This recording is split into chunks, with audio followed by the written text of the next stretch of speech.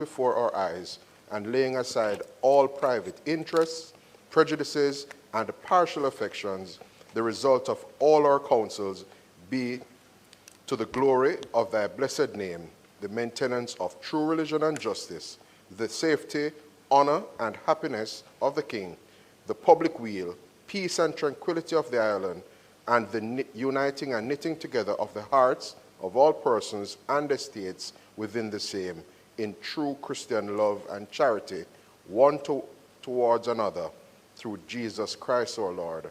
Amen.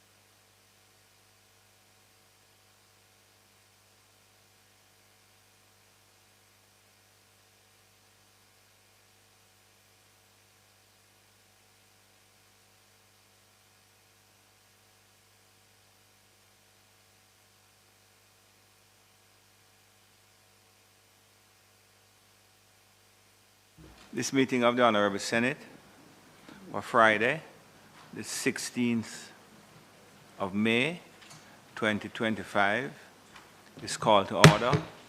I believe that Senator Crawford is online, requesting permission to join virtually, and also Senator Gabriel Morris. Can I have your approval? Thank you very much. Welcome, Senators Crawford and Morris. We are joined today by 26 members from the Enfield Primary and Infant School, 26 members and 4 teachers. So welcome. There they are.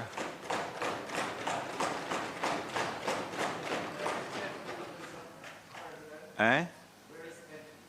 I think it's in Portland. Enfield is in St. Mary, correct? No? Yes, good. Welcome to the Parliament. Welcome to the Senate. Westmoreland?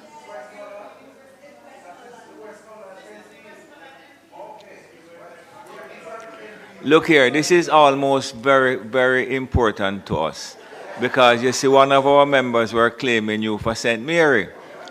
Welcome to the Senate from the parish of Westmoreland. So it is almost more important for me to say to you, please, teachers, when you're going over, make sure that the drivers operate the transport with the greatest of care. Is Enfield anywhere near George's Plain? Somewhat. Okay. I have a particular interest in George's Plain, but when I see you downstairs, I will tell you what it is. So welcome to the Senate, and there are 2 attorneys at law there as well. Mr. Heslop, welcome, and the other attorney, welcome to the Senate this morning.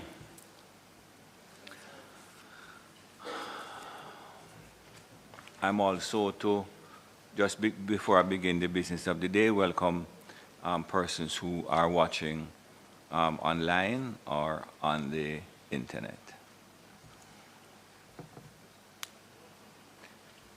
Statements by ministers. Announcements. Laid on the table of the Senate are the following: annual report and audited financial statements of the National Works Agency for the financial year 2017-2018. Annual report of the Jamaica Vacations Limited for the financial year 2022-2023. Annual report of the Devon House Development Limited for the financial year 2023-2024. Government of Jamaica Audit Committee's annual consolidated report for the financial year 2023-2024, along with its ministry paper number 23 of 2025, entitled GOJ Audit Committee's annual consolidated report for the financial year 2023-2024. Ministry of Labor and Social Security Statistical Bulletin 2024. The Conch Export Levy Rate of Levy Order 2025 and its resolution under the Conch Export Levy Act. Performance Audit Reports, Management of the Production Incentive Program by RADA. And finally, the Auditor General's Department certified appropriation accounts under Head 17,000 for the Ministry of Tourism for the year 2020-2021. Thank you, Mr. President. Thank you, Madam Clerk. Bills brought from the Honorable House of Representatives. Petitions, papers, reports from committees, notices of motions given orally, questions and answers to questions.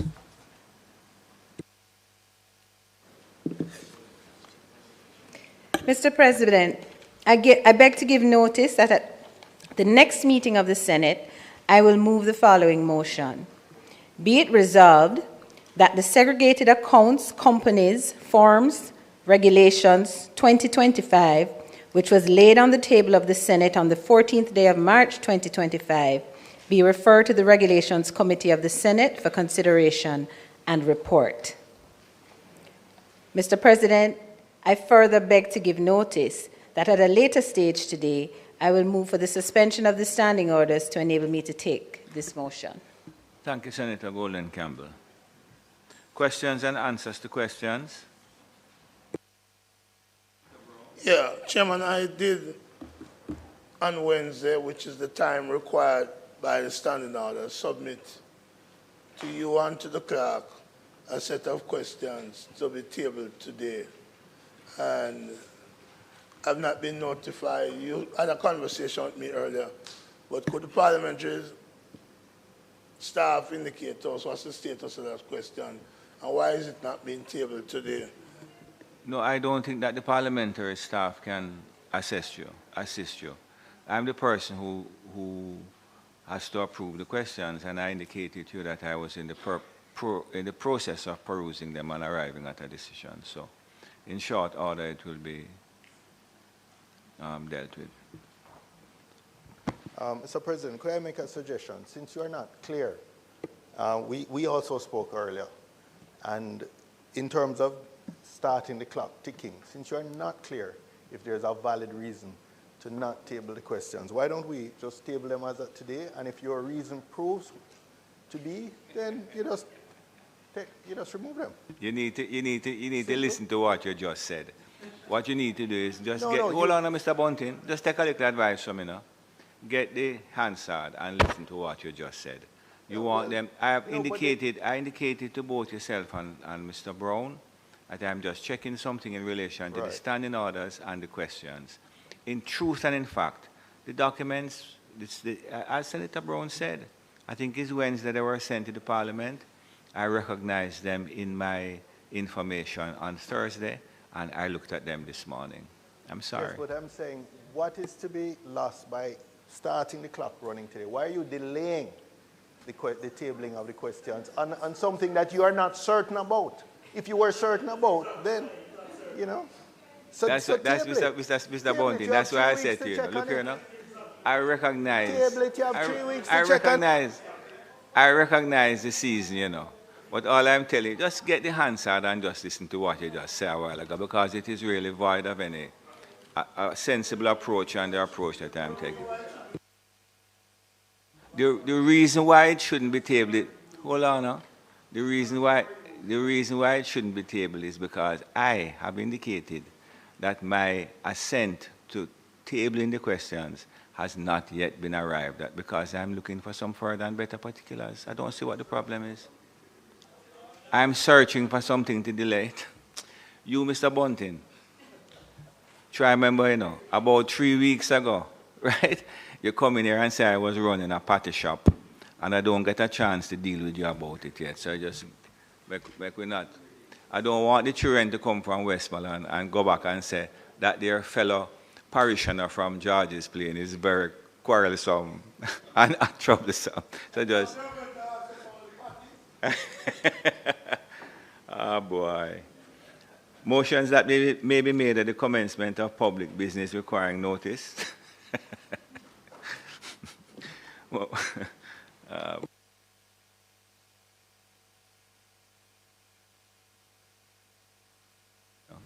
motions relating to the sitting of the Senate, motions for leave to introduce bills, the presentation of bills without the leave of the Senate first obtained, public business.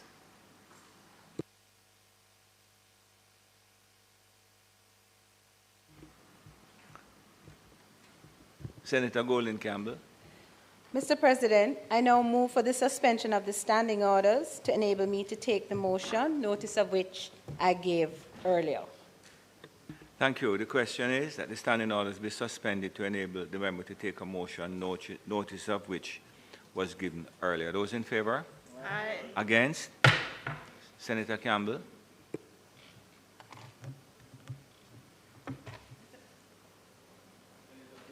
Senator Golden Campbell. Thank you. Mr. President, I now ask that the motion, notice of which I gave earlier, be approved. I take it that no member has any contribution to.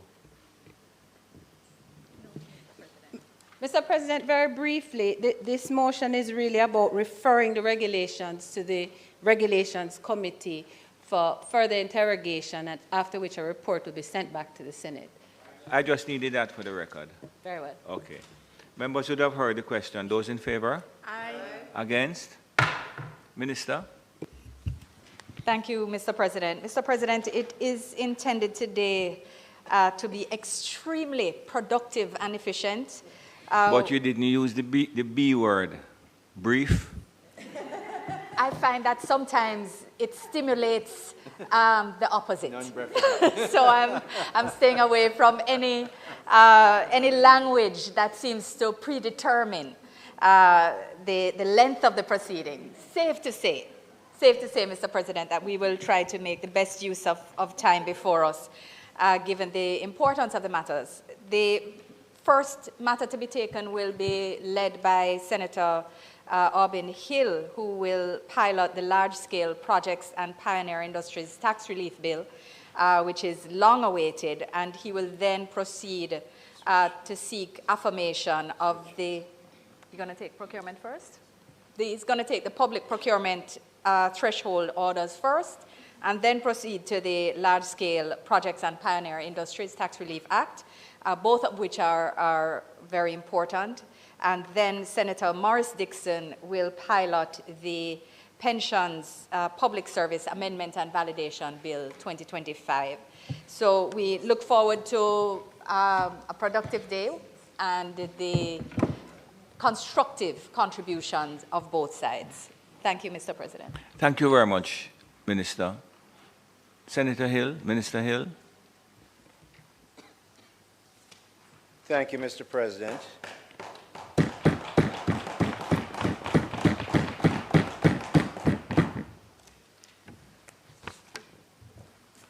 Mr. President, as we all know, procurement is a very important and sometimes often touchy subject. I don't expect anything to be touchy today, Mr. President. This is a very short, presentation amendment. So here we go. Mr. President, as the Honorable Senate is aware, the Public Procurement Act, which was passed in 2015 and amended in 2018, was again amended in March 2025. Mr. President, the amendments were necessary in order to correct conceptual or fundamental deficiencies, to address ambiguities in the legislation, to establish a new competition threshold, increase contract approval limits, and to ensure greater alignment between the Act and the regulations and the strategic objectives of the government. The competition threshold, Mr. President, allows a procuring entity to restrict competition in the manner that best accommodates the circumstances of the procurement, and in particular provides the restriction of competition on the basis of the estimated contract price. The competition threshold also recognizes the important distinctions between procurement methods and the levels of competition to which they may be deployed. The coherent and proportionate approach to method selection is expected to increase overall efficiency in public procurement, something that we all really seek and want. It is to be noted, Mr. President, that in the previous regime, a similar approach to thresholds was taken. However, that regime did not provide a full range of available methods at different levels of competition. The competition threshold will now rationalize and increase some of those previous values. So Section 22B, subsection 3, Mr. President, of the Public Procurement Act, as amended, provides that the minister may, by order, prescribe threshold values to be applied to the newly created competition threshold. The minister, of course, is the Minister of Finance. Mr. President, with the affirmation of those orders, we intend to operationalize this provision. We will now proceed to look at each paragraph of the order. And Mr. President, the order begins by addressing preliminary issues, such as the enabling powers in the Public Procurement Act, which establishes the minister's authority to make this order. Paragraph 9, subsection 1, sets out the name of the order. Paragraph 2 provides for the application of the value limits in the first column of the schedule to the level of competition specified in the second column of the schedule, and the methods specified in the third column of the schedule. You will see, Mr. President, that, for example, for the procurement of contracts for works, a procuring entity would be able to invite an offer from a single supplier if the estimated contract price does not exceed 5 million Jamaican dollars. Similarly, Mr. President, for the procurement of goods and services, the procuring entity would be able to invite an offer from a single supplier if the estimated contract price does not exceed 3 million Jamaican dollars. Indeed, Mr. President, if the market conditions at the time allow, even at these levels, the procuring entity may request quotes from multiple suppliers. But, Mr. President, given this discretion to procuring entities is an important step in ensuring a system that delivers for the people of Jamaica. In the levels above, Mr. President, as the contract value increases, procuring entities are now obligated to increase competition as a means of increasing value for money. Very simple, Mr. President. The bigger the value of the contract, the more competition we expect to be had so that a good value for money can be achieved through that competitive method. This is consistent with existing local and international practices. So, Mr. President, I conclude with this order. The government intends to continue to fulfill its commitment to maximize economy and efficiency in public procurement, promote economic development through public procurement, obtain value through public procurement, value for money, foster transparency, and encourage participation in public procurement. Mr. President, I now invite the members of this Honorable Senate to support the affirmation of these orders. If it pleases you, Mr. President.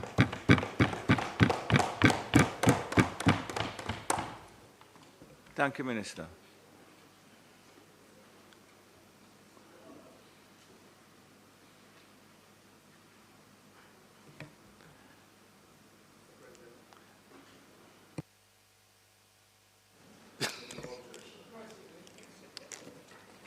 I will resist the temptations of the season. Senator Bounty. I will resist. I don't. I will resist the temptations of the season, and merely say that I think a lot of these thresholds, Minister Hill, really reflect inflation over time, and in real terms are not materially different from what they were previously. Whatever, cost of living. So we really have no objection to adjusting it to reflect prices today. And that's your position today?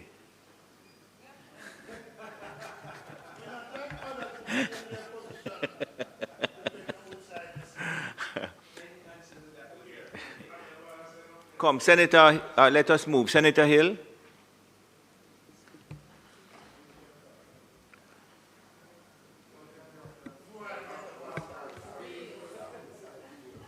Mr. President, I'm in a very unusual position of having no comments to ask for the affirmation of this. Ministers asked that the motion of notice which was given on the 9th day of May 2025 be approved. Those in favor? Against? Minister Hill?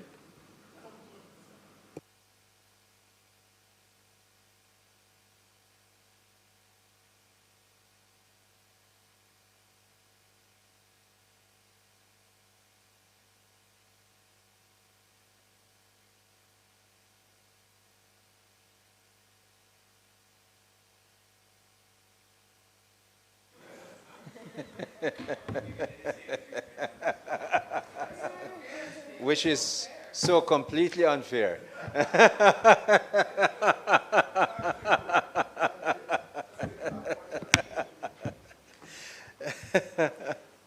Mr. President, this Honorable Senate is reminded that the Income Tax Relief, Large-Scale Projects and Pioneer Industries Act, which was enacted in December 2013, took effect on January 1, 2014, and coincided with the repeal of a number of legacy incentive legislation that granted sector-specific tax incentives.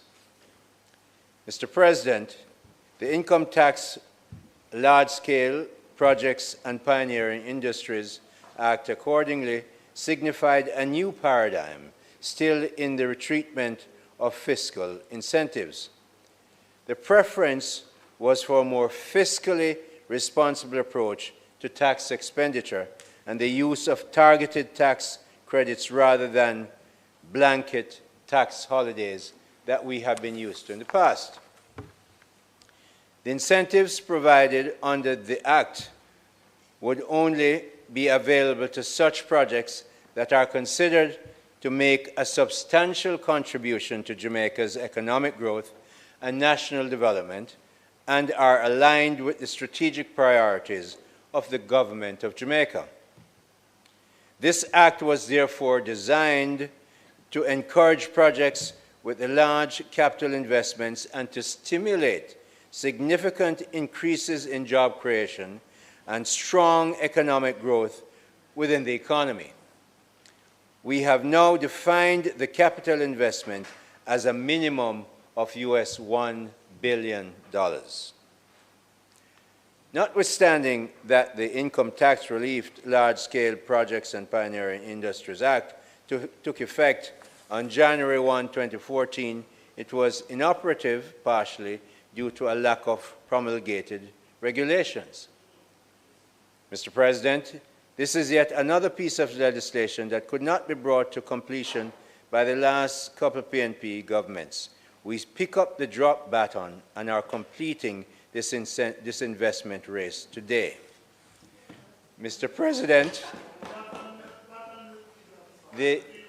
Mr. President, the LPPIA repeal and replace legislation has had a long gestation period. From a start in 2006, we're now poised to pass it into law of the land today. Mr. President, I have a long association with this piece of legislation.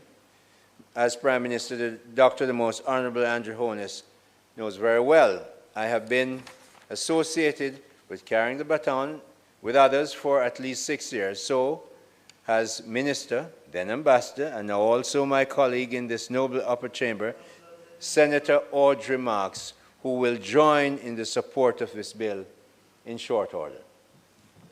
There are others who engage in the baton carrying exercise over the years. We consider this complex and important piece of legislation. Former Senator David Panton, Ms. Madge Ramsey from the Ministry of Finance and the Public Service, to name just two, were in the forefront as we wrangled with the tax and other provisions of this bill.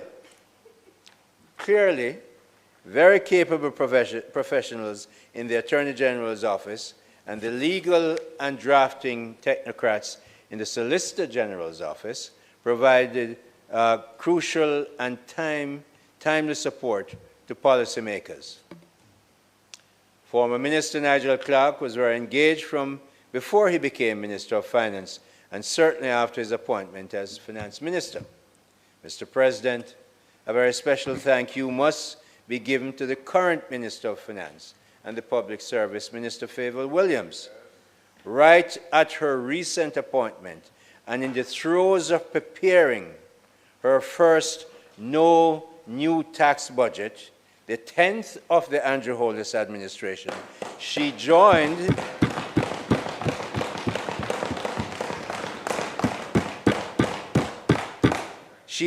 the team and brought urgency to the completion of this LPPIA legislation.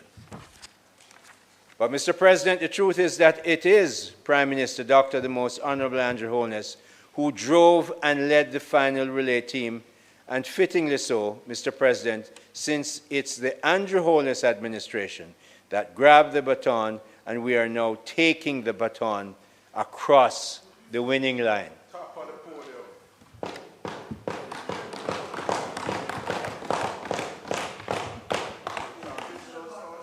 And so, Mr.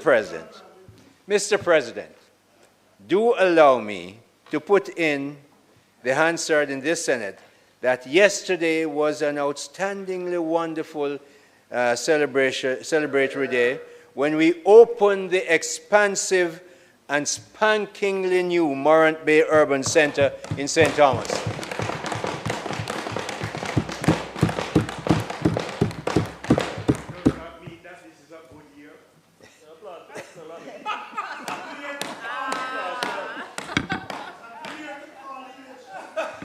Mr. President, that sprawling $6 billion investment has replaced that Goodyear carbuncle that was made and maybe fathered by one of our colleagues across the line. Had fatherhooded it. So this government gets things done, Mr. President. This government gets things done. And Prime Minister Holness will be driving the team to get the LPPIA implemented quickly and efficiently.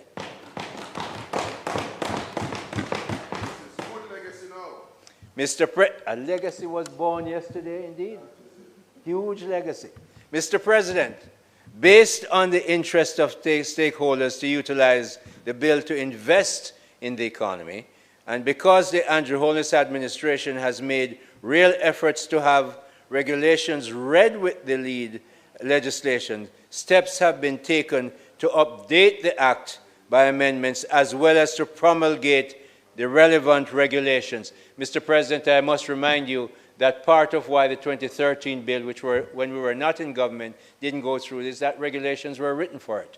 This time we make sure, and most any bill that I bring from my ministry, and you see what Andrew Holness administration is doing, we write the bill and we write the regulations because we know regulations tie up bills that are passed and therefore the bills are ineffective. So we're making sure they go together this time. So, Mr. President,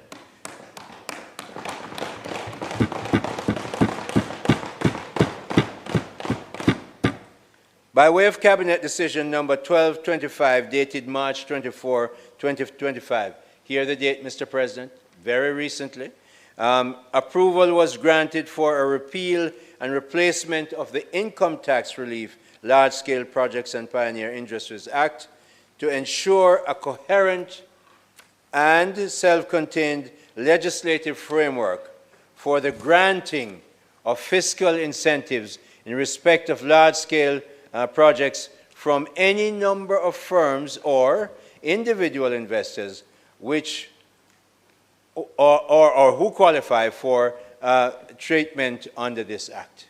So, Mr. President, the new Act entitled the Large-Scale Projects and Pioneering Industry Act, LPPIA for a short form, 2025, is consequently designed to provide a clear administrative regime for entities who meet the criteria to qualify for a suite of tax incentives determined based on the size and scope of the entity proposing the large investment.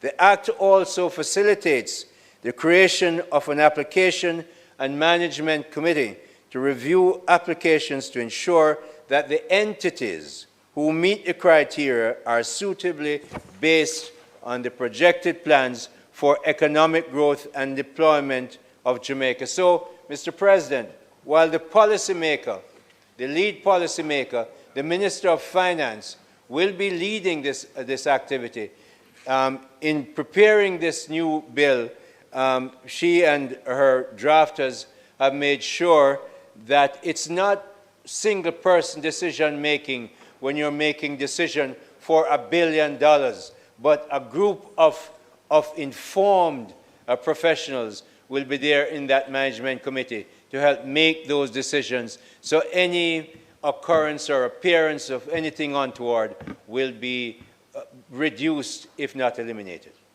So importantly, Mr. President, the Act maintains the provisions that promote transparency and accountability by way of parliamentary scrutiny, both in the granting of incentives, which requires the making of an order that is subject to affirmative resolution, and the annual reporting requirements to Parliament in relation to orders promulgated under the Act, certificates of approval granted in each calendar year, and the aggregate tax expenditure incurred in respect of such orders and certificates. Mr. President, the proposed amendments to the Act, as well as the proposed regulations, will therefore serve to reinforce the accountability requirements in the Act by introducing a rules-based approach. And I want to stress that, a rules-based approach. You don't have to know the Prime Minister. You don't have to know the Finance Minister. The rules are there. They're on the website of the Ministry of Finance. I will make sure it's on my ministry's website everywhere, so nobody don't have to be say, you have to go know somebody to get a blight. We're not in the blight business. We're in the investment business, Mr. President. And so when you're bringing a $1 billion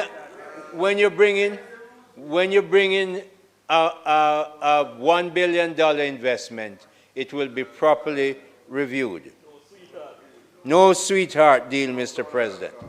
Mr. President, the Minister of Finance can approve annual tax benefits up to a limit of 25, sorry, I read it again, up to a limit of 0.25% or a different amount proposed by the minister, but subject to an affirmative resolution passed by Parliament. However, within that tax cap, Mr. President, the minister has a measure of flexibility to address the specific and particular requirements of each prospective LPPIA investor, because each one will have particular idiosyncrasies that they will want to have done.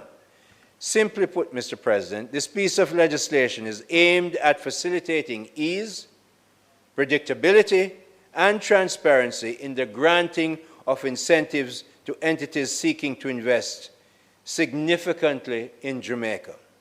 Mr. President, the idea of saying that we are looking for investments in the size of $1 billion is saying Jamaica is stepping up, just like the procurement bill we passed just now. The first thing in there that was changed is that we used to say if you're procuring something for 60 million, goods, not services, for 60 million, it had to come to the Infrastructure Committee of Cabinet, which I chair. We now have, and a great deal of compliment must go to people like Mr. Warmington, MP Warmington, who has been pushing to say, look, the real world has changed since this was made many years ago. 60 million just doesn't make it anymore. So it was raised, the first category was changed to 150 million Jamaican dollars. Similarly, we're looking for investments that are good. 300 million is great, 500 is better, but $1 billion is best. So we're crafting this piece of legislation and putting in the rules to recommend that it be done. Now, we've been doing this. This has been going on from 2006. Well, I see a president just come in, and he just said, look, in the United States, any billion come in, we look after it and get it done very quickly. And one investor from the UAE that very week in January walked into the United States and put down $20 billion. We want, I believe, Mr. President, that we are well down the road, that soon after this becomes law, I would not be surprised if the Prime Minister has an announcement of at least one party that intends to operationalize this by bringing in their investment. So we're looking forward to this. And Mr. President, it's because of that, what this means to Jamaica, where we're taking Jamaica, that I recommend this piece of legislation to my colleagues in the Senate for their approval, if it pleases you, Mr. President. Thank you very much, Minister Hill. Senator Scott Motley. Thank you, Mr. President.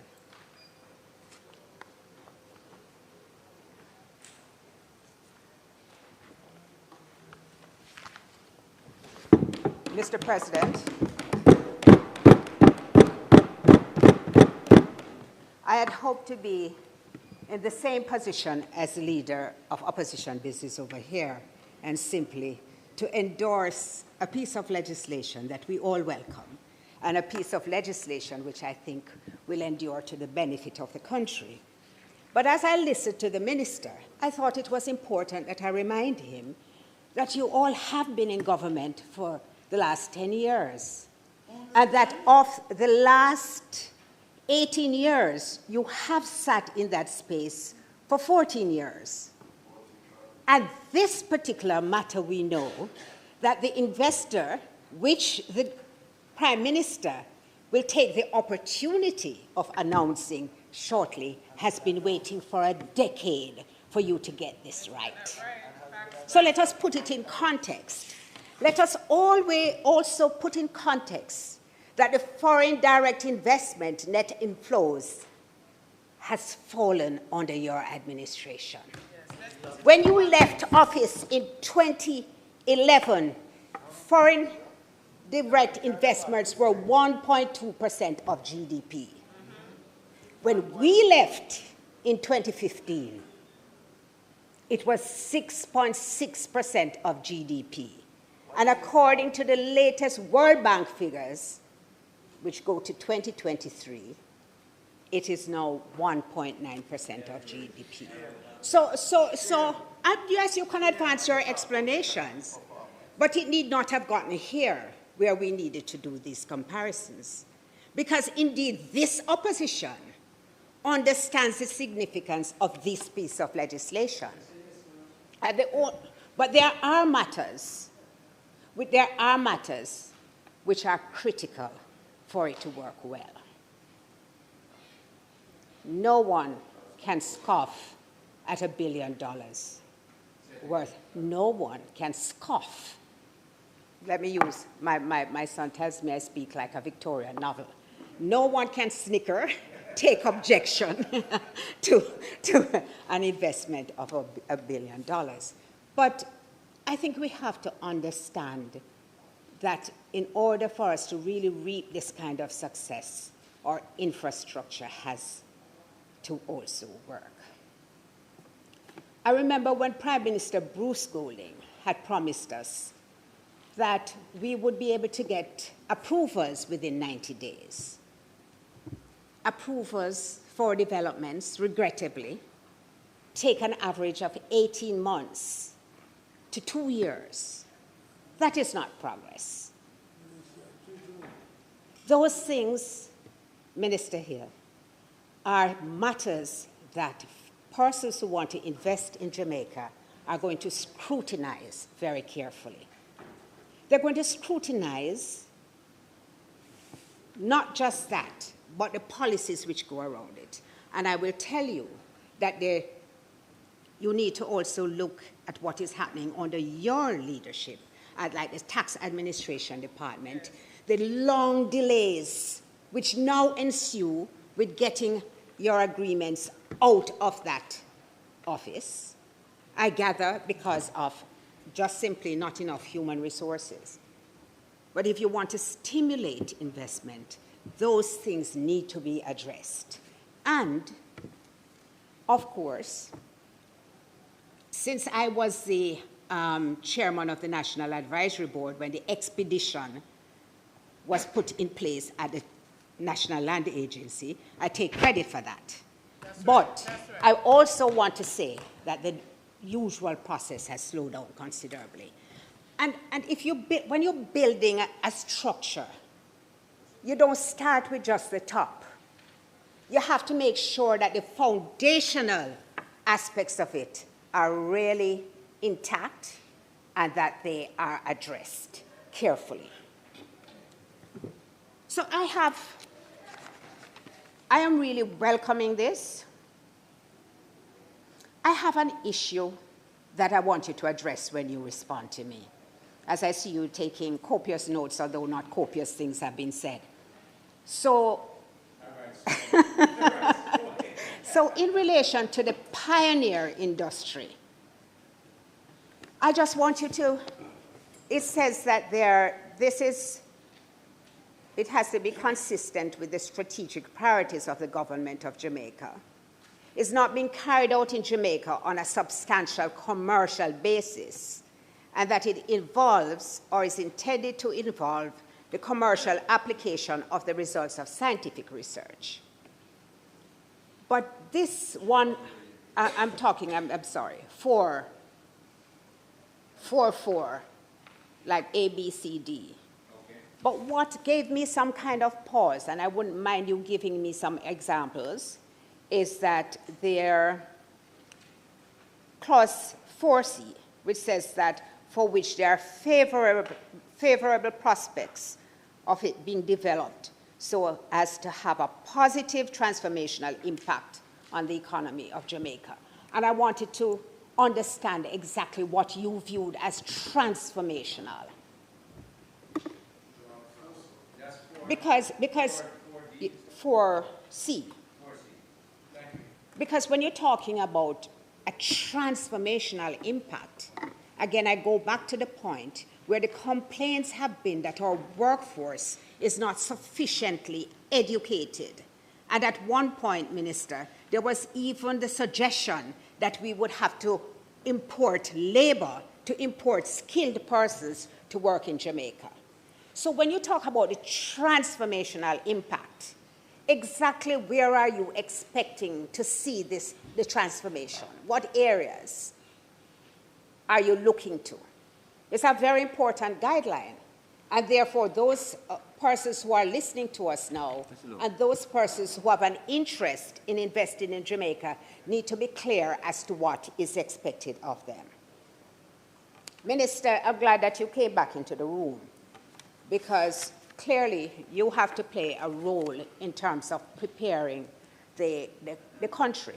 Well, hopefully not for much longer. But you know, we will cooperate with each other, of course. So the preparation has to involve upskilling people. And not only that, but almost a kind of Jamal type of revolution with persons who are already in the workforce to make them understand better the use that they can make of technology to assist them in contributing differently to this economy. That, to me, is where a lot of what are the things that we intend to achieve, our expectations will be realized when we equip the participants. You see, a lot of people look at our economy and they see dollars. They see 1 billion US, 2 billion US. When I look at our economy, I see people. I see the role that people must play in advancing it. And sometimes I wonder why psychologists don't play a large role in even assembling our budget and allocating our resources. Because only psychologists, Senator Longmore, understand how people will respond to budgetary allocations and what it is that people really desire to have in their lives. So I hope I don't have to speak long to say what I need to say. So I am happy to hear, Minister Hill, that the regulations are in place. I look forward to the announcement. We have all looked forward to that announcement. That particular investor has been waiting for a long time. All of the 10 years that you have been in government and you have sat on this one. Sometimes it's a good thing when elections are near, because all the things that have been put in 513 can be taken out and dusted off and put on the table. So President, you know I would never be unkind to Senator Hill, and certainly not wicked. Certainly not to Harvey. So obviously. So the opposition does support it, does support this legislation, Minister Hill, and we look forward to it being the appointed day, as you have referenced in the legislation, being very close by, if it pleases you, Mr. President. Thank you, Senator. Thank you, Senator Scott Motley.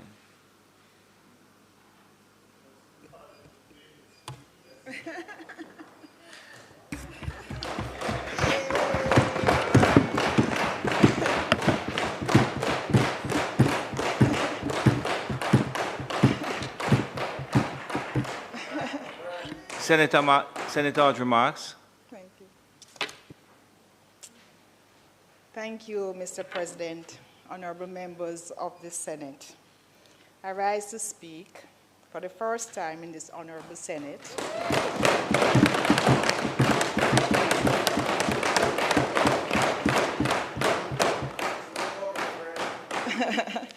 in support of the Income Tax Relief, Large-Scale Projects and Pioneer Industries Act, LPPIA, an act that reflects our commitment to promote economic growth and national prosperity.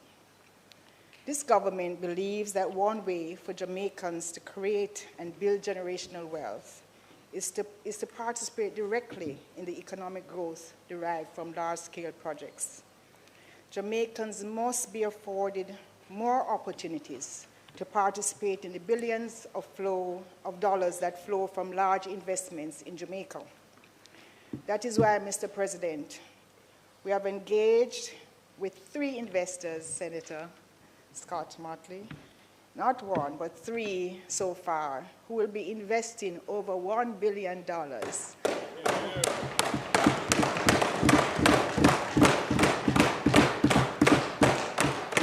And we have engaged with them, and who will automatically then qualify under the LPPIA.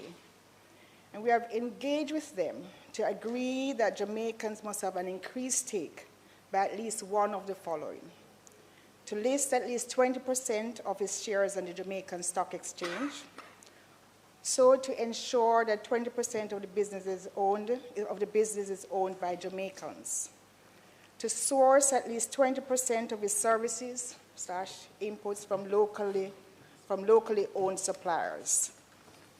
That is with 51% or more Jamaican ownership. I'm pleased to report, Mr. President, that the investors have agreed in principle to these proposals. These measures will ensure that large-scale projects will bring more tangible benefits and opportunities to the Jamaican people to ensure equity and inclusive growth. Under this administration, this year, we'll be reducing our debt to GDP to approximately 68%, the lowest in 3 decades. So now we can pivot toward GDP per capita as our measure of shared prosperity.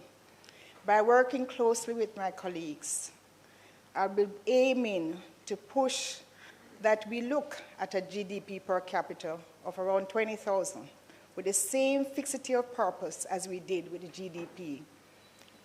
debt to GDP targets.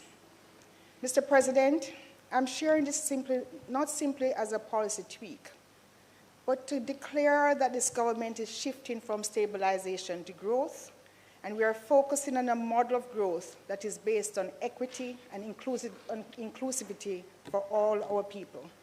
It signals that incentives must come with even more inclusion. We see this shift in developing countries around the world. Countries are understanding that foreign direct investments must include ownership to local citizens to ensure inclusive growth. As an example, Kenya mandates at least 30% local ownership in key sectors for all FDIs, and various countries across Africa, Asia, and the Caribbean are developing similar mandates. Similarly, our focus is on expanding Jamaican entrepreneurs, support local businesses, and create opportunities for broad-based ownership. Mr. President, we are now complementing this approach with an all-of-government technology strategy to expedite implementation. Senator, your comments are noted. And as Minister, Senator Scott Watley, your comments are noted. And as Minister with direct oversight of SPEED, which is streamlining processes for efficiency and economic development, I've already met with and tasked the Information and Communication Technology Authority with identifying and automating the application processes in the LPPIA after it is passed here today, to ensure that qualified projects are facilitated to be shovel-ready within 90 days. Not 9 years or 90 months, 90 days. Working closely with my colleague Minister, Senator Aubin Hill, we will ensure that technology enables seamless coordination among agencies to fast-track projects. I've noted that there are many excellent legislations that are already on the books, but are not fully implemented in the operations of the various ministries and agents. An example is the Electronic Transaction Act, which allows for the legal recognition of e-signatures and e-contracts in Jamaica. From interactions with various government agencies and local banks, we have noted the delays caused with the continued existence of wet ink-only signatures for what should be mundane activities, from registering companies to opening a bank account. The Electronic Transaction Act will be focusing on having it fully embedded in how we do business to ensure there are no unnecessary delays in signing of contracts or agreements under the administration of large-scale projects and Pioneering Act. Mr. President, The third and final action that I share to support implementation of this act is to use this legislation as a rallying cry to celebrate innovators and pioneers once again. In the 1990s, in the period leading up to FinSAC, we had expansionary government policies and the issuing of high interest rate debt securities. We also had high inflation, which encouraged the overvaluation of real assets, especially property, which often served as a guarantee for bank loans. When the continued high inflation peaked, asset values plummeted. It was against this background in the mid-1990s that there arose severe liquidity and insolvency and saw the demise of hundreds of indigenous businesses, both large and small. This massive failure damaged the psyche of our entrepreneurs, and we have seen a retreat since then. I had just come back to Jamaica in 1995 to pioneer a whole new industry of online payments, and settlers prosper. So in the process, I became one of those young entrepreneurs who were traumatized during that period. Mr. President, there's evidence to indicate that at least 20 entrepreneurs who were affected by FinSAC committed suicide due to the overwhelming financial pressures and trauma caused by the crisis and the high interest rates. It was an extremely difficult period. I had borrowed at about 8% and nearly went under when interest rates kept compounding to reach about 180%. As the good book says, I was hard-pressed on every side, yet not crushed, persecuted but not forsaken, struck down but not destroyed. So today I stand as a pioneer.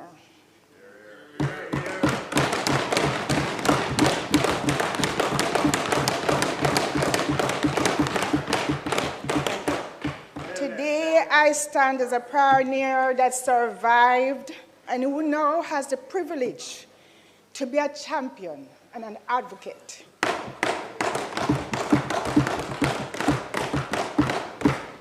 For entrepreneurs, innovators, and pioneers as we pass this long outstanding legislation, the Large-Scale Projects and Pioneers Incentive Act. I want to say to other innovators and pioneers in Jamaica and all over the world, Jamaica is open for business, and we are ready to support you.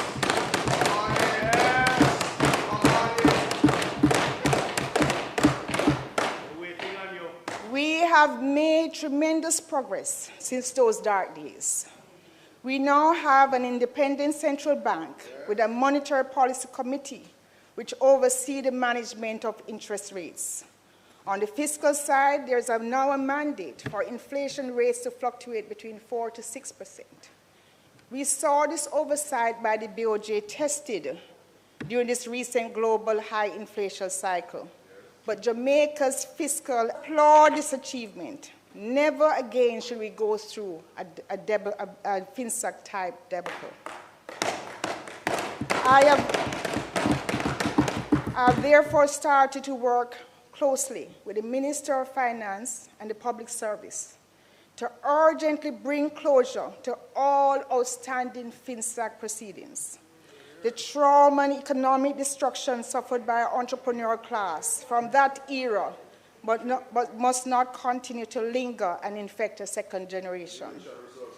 The FinSAC crisis didn't just destroy businesses, it decimated confidence and lives.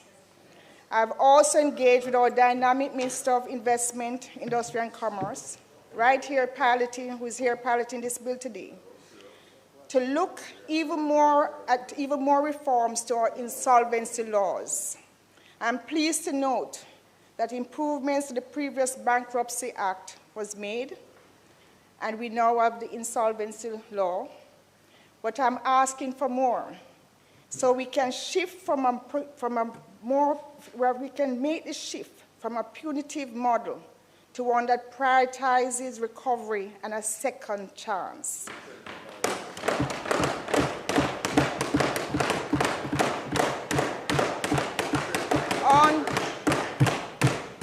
Entrepreneurs must be allowed to fail, to learn and rebound. We have seen all over the world where some of the most outstanding billionaires have failed many times, but they were in an environment that allowed them to get back on their feet.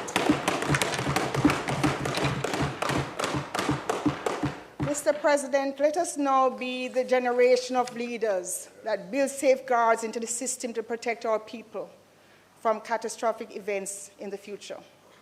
In conclusion, since independence, Jamaica's prime ministers have repeatedly emphasized a vision for equity in our country. Each leader in their era framed this ideal in their own distinctive way, from Sir Alexander Bustamante, Jamaica's first prime minister, calling for the people of Jamaica to feel the benefits of economic growth, underscoring the importance of inclusive prosperity, to our current prime minister, who has made a mantra and a commitment that we are going to transform lives from poverty to prosperity. During that time, I could go on quoting from all our prime ministers, from Prime Minister Portia Simpson Miller, who made a mandate of Prime Minister Patterson, very popular, balancing lives while balancing books, from Prime Minister Golding, who spoke that not everyone will be rich, but not everyone needs to be poor. So, Mr. President, while this vision for a more equitable society itself is not new, what is new is that this Andrew Holness-led administration has created an unprecedented opportunity for the people of Jamaica to finally experience the benefits of a stable and strong economy.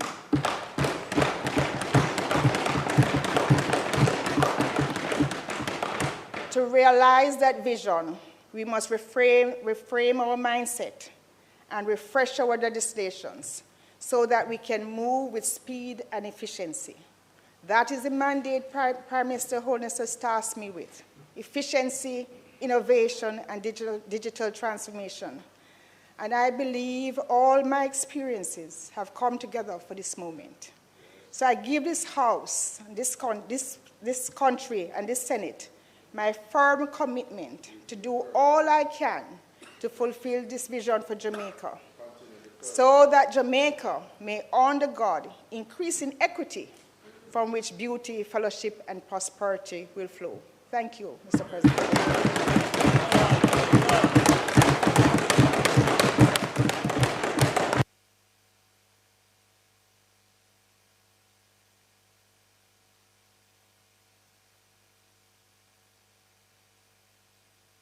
Thank you, Senator Marks. Senator Floyd Morris, please.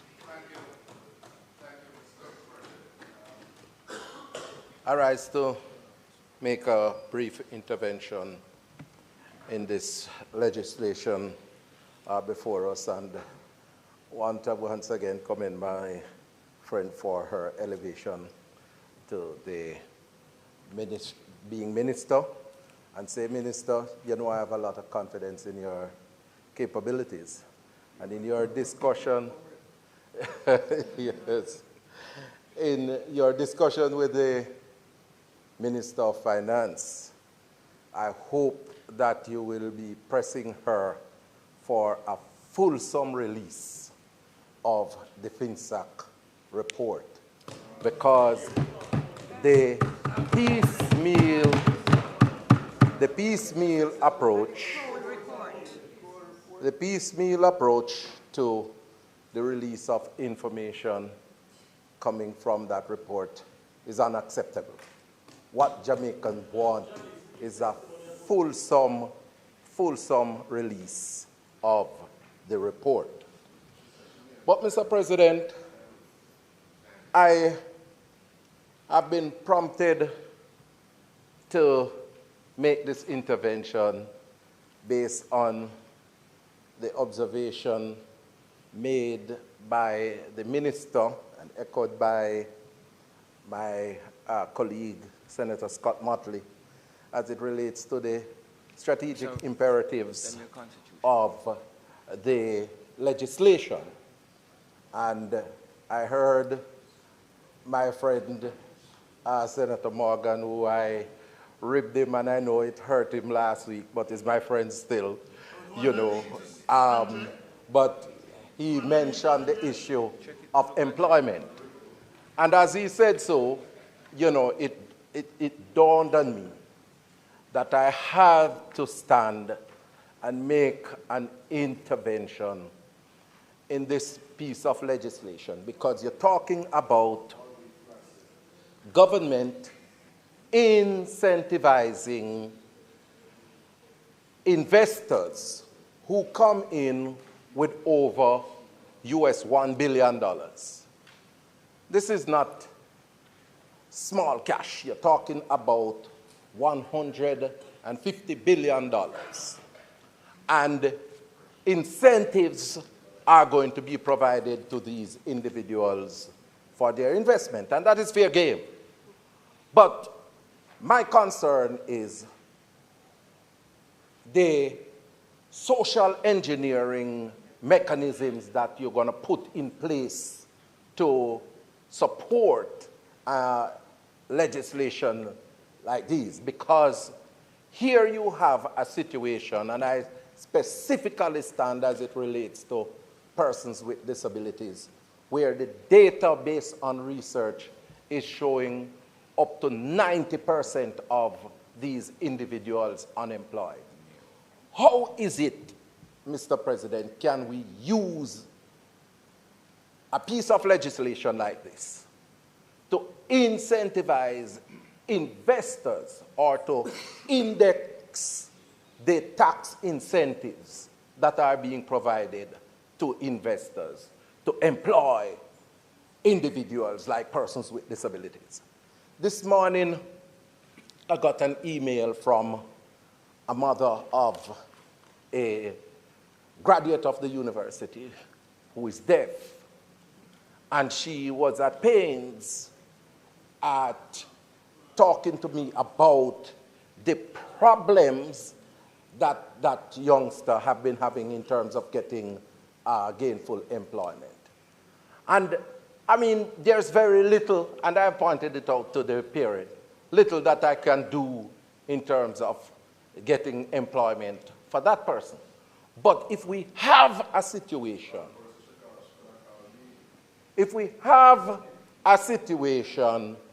like this now, where we put in and index the incentives that we are providing to make sure that these investors employ persons with disabilities, you won't have a situation where I have to reference anybody to Senator Morgan for employing persons with disabilities.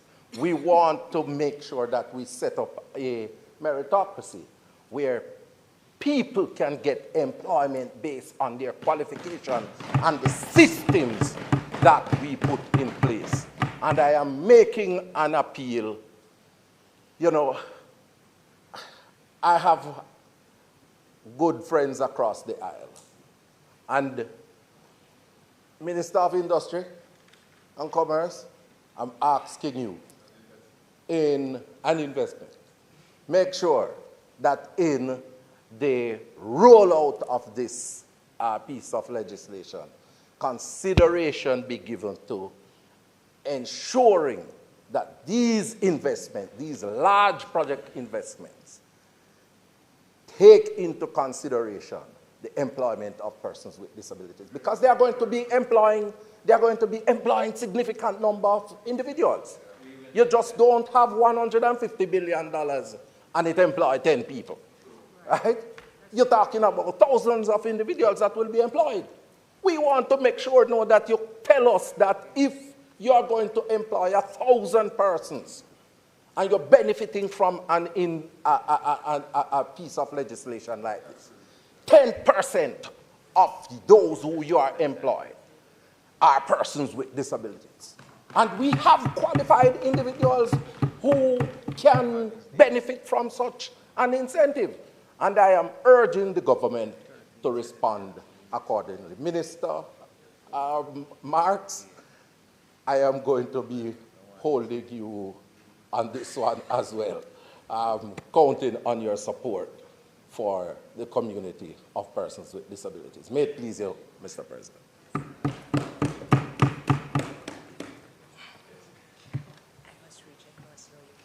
Thank you very much, Senator Morris.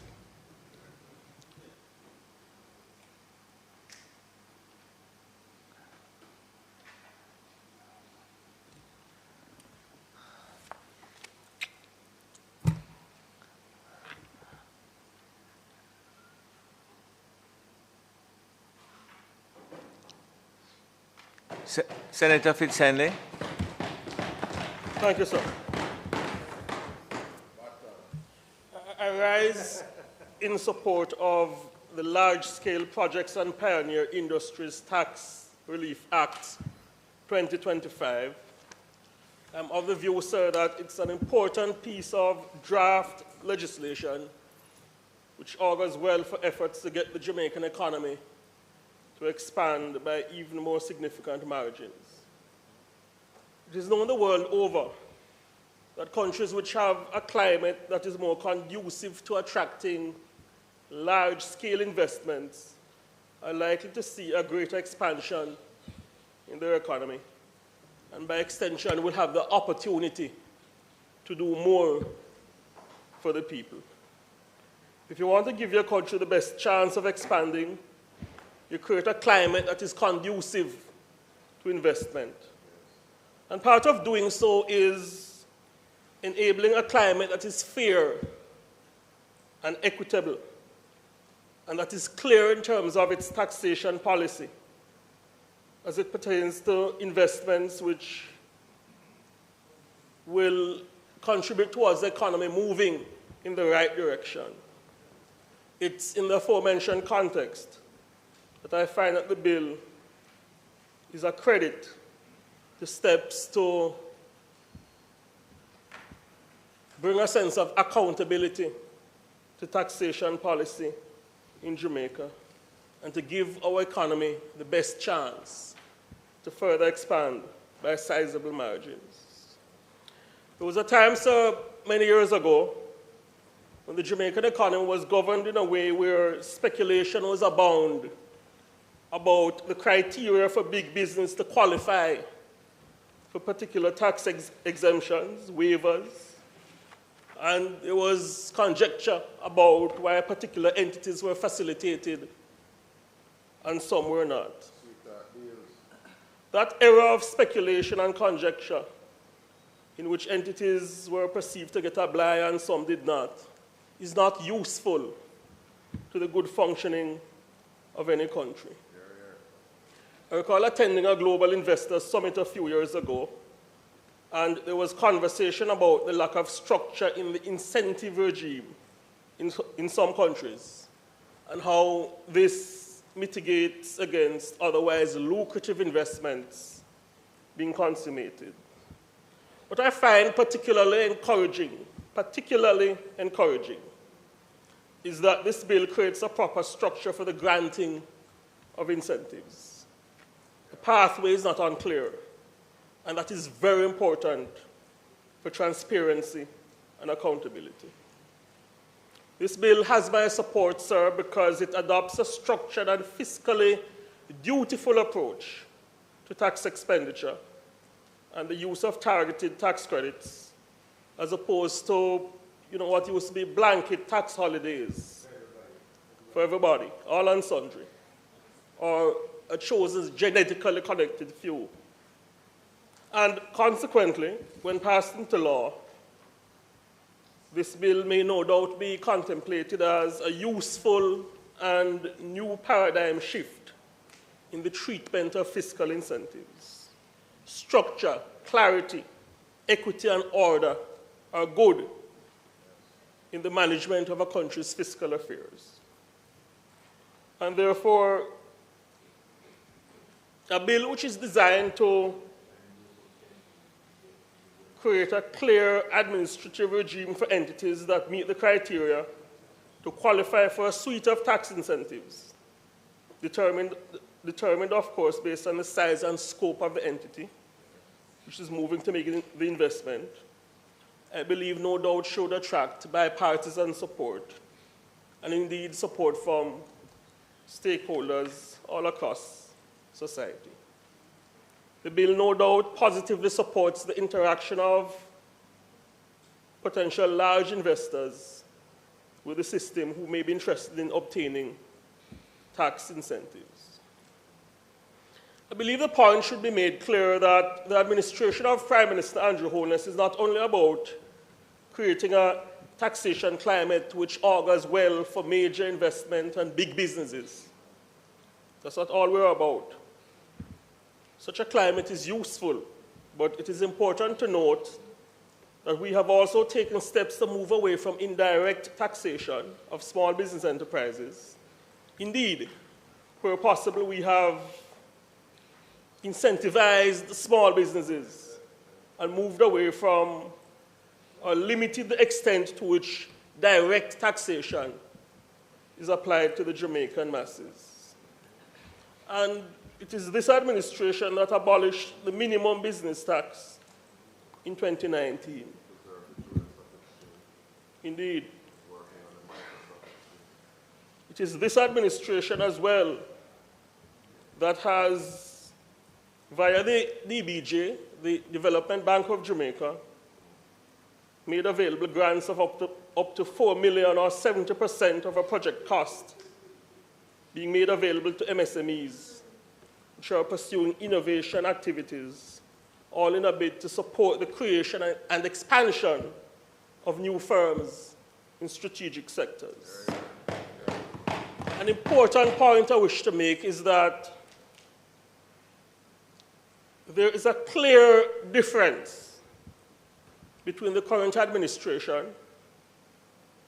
and those who now aspire to political office when the matter of incentives and taxation are contemplated.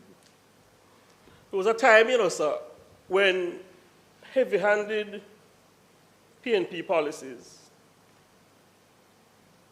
placed a burden on the Jamaican people. Every budget was a fear of great taxation. Indeed, during the last term, the PNP administration heaped 60 billion in taxes on the backs of the Jamaican people. That was an era when taxes were applied to patty and all manners of items enjoyed by the Jamaican masses. Handcraft vendors were not spared. Levy imposed on handcart vendors were not spared. Levy imposed on them. Moves were also made to tax our savings account. An ATM tax was proposed. The PNP administration proposed that any time Jamaicans endeavored to take minor sums of monies from their bank account, that they had to pay over fees to the government. A diabolical initiative, inimical to efforts to cause an economy to expand. A wicked initiative. And what concerns me, sir, is that already, even as they seek to find favor with the Jamaican people, key spokesmen in the Mark Golding-led PNP have already begun to propose new taxes. They are proposing taxes on food imports, which would drive up prices in Jamaica. And we heard a proposal from the opposition spokesman on education for a 1% increase in GCT. I urge the Jamaican people to take note of these pronouncements, even as we are in a year of decision-making. But let us analyze the contrast in taxation policy. It is the administration of Prime Minister Andrew Holness, assisted by careful and skillful management of the Jamaican economy, that has kept our word in executing the policies we advocated for to ease the burdens on the Jamaican people. Read our lips, no new taxes. We have put in place de facto cuts in the income tax paid by Jamaicans, thereby putting more money into the pockets of the Jamaican masses. Because that's how you get a market economy to expand. You increase the purchasing power of the people.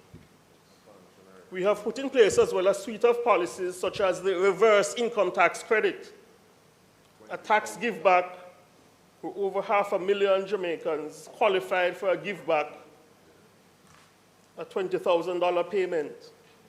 And importantly, should not be forgotten, that due to our commitment to easing the burden on every single Jamaican and pursuing an equitable tax policy, it is the government of Andrew Michael Holness that cut GCT from 16.5 to 15%.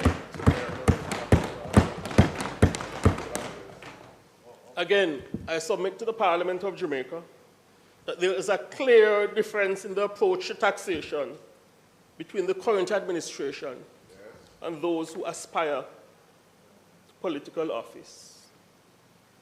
It has become clear, sir, by virtue of their past actions and their current utterances, which I just alluded to, that the current opposition has a fixation with taxation that I urge the Jamaican people to reject.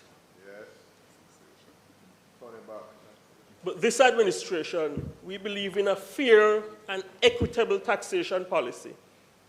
Indeed, we believe in easing the burdens on the Jamaican people by cutting taxes where possible.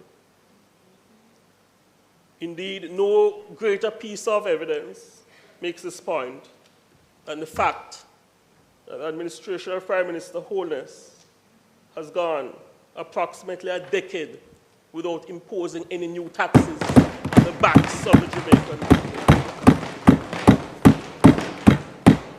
So we do not just cater to big business, and we are not into the business of offering sweetheart deals to top and Harris or a connected few. We're not into that. It is in the aforementioned context, sir, and guided by a keen appreciation for taxation policy that is clear, fair, and equitable across the board, and which supports good governance, that I reiterate my support for the Large-Scale Projects and Pioneer Industries Act 2025. Thank you, sir.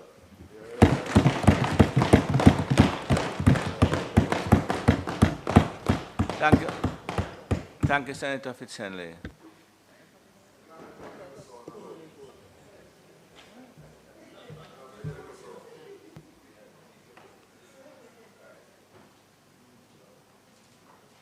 Senator Allen? Thank you very much, Mr. I'm heartened President. by you waving away the... It indicates how long I intend to stand for, right? It will be left to Lamy. Thank you very much, Mr. President. I rise just to make a short intervention, Minister Marks. As I listen to you present and provide details on the intentions that you have to make the process efficient for large-scale investors, which is indeed welcome, especially, it is indeed welcome. And we are all very much aware that one such project is within the tourism industry. I do not stand today, however, to speak about that. I want to draw a comparison or to make the point that efficiency is important everywhere. It is mentioned how important large investors are, and as the speaker just now, Senator Fitzhenley, just pointed out how important it is to have a climate of, I've resorted to readers, climate conducive to efficient operations. It is important, I believe, that the nearly 500,000, according to the statistics that I've seen, micro, small, and medium-sized businesses that are all over Jamaica, that they too feel what it is to have efficient processes supporting their businesses. And I use one in particular that I'm close to, is the business of closing transactions, land transactions, and how inefficient that process is. It's very rare, especially for small and medium-sized firms. It is very rare, especially when they have purchasers or sellers who are overseas, for them to close a transaction in 30 days. I see where you're saying that for these large-scale projects, you're working towards 90 days. And that, if that should happen, that would be wonderful. But I would ask us, or ask you, as the Minister of Efficiency, to look into how to make land transactions possible within 30 days. We have to provide an environment that allows small businesses to be able to make the money that keeps the wheels turning, because we do know that it is small and medium-sized companies that keep any economy together and growing. So whilst there is focus today on these large-scale projects, and it is important to facilitate them, I urge you, and I urge the Minister of Industry and Investment, to recognize how debilitating it is and almost impossible for these smaller businesses to function on a daily basis, because very often we sit in here in these chambers and we make laws and we implement new requirements that are to meet some obligations, and it is slowly choking those who have to work with these new laws and systems. If you go to the tax office and have to be in the business, or any of the offices that you have to deal with for the stamping of documents, on cross-stamping, it's tedious. It runs people away, investors, especially those who are purchasing property. It scares them away because they can't appreciate our processes, especially when they're coming from the United States and Canada. They can't understand why it takes so long, even when they're doing cash transactions.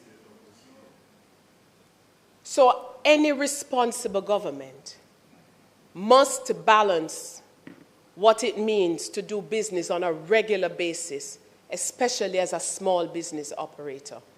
And so I urge you, Minister, while you move forward in this area, as a new minister with sparkly eyes, they say, as a new minister, I encourage you to give some attention and focus to these areas that are dying for attention. I thank you, Mr. President. Thank you, Senator Allen. Thank you, Senator Allen. 1 minute.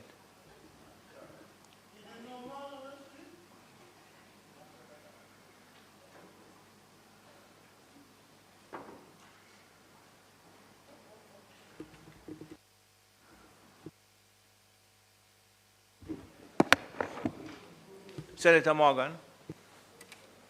Thank you, Mr. President. Mr. President, the hallmark of any government is the management of the affairs of the country in such a way that opportunities are expanded and its citizens are able to access those opportunities, to access them equitably, and of course, lead their best lives. Mr. President, it was Senator Scott Motley, in making her intervention this morning, who made the point that this particular piece of legislation, the Large-Scale Projects and Pioneer Industries Tax Relief Act 2025, that this bill has been some time in coming.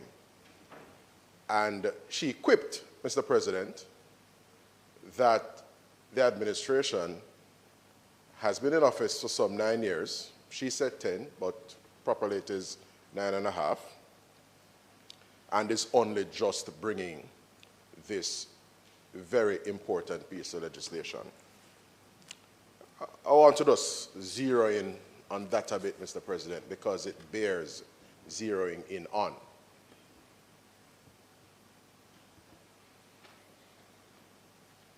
The imperative for us here in Jamaica is to continue to consolidate the economic gains we have made,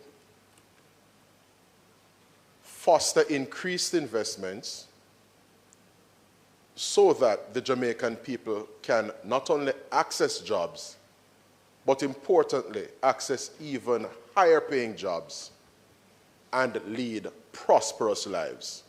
This administration is unapologetic about that. Investments, Mr. President, are not made off the cuff.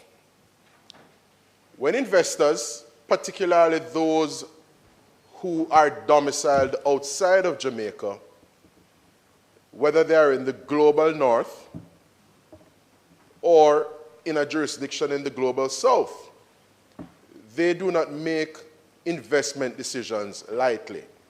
Indeed, when people pick up upwards of $1 billion to come to a country such as Jamaica, it is not an arbitrary decision. And so, the most important thing to appreciate here is that since taking office in March 2016, Mr. President, this administration, this Andrew Holness-led JLP administration, has sought to consolidate, preserve, and expand our macroeconomic stability, and we're unapologetic and unrelenting in that regard.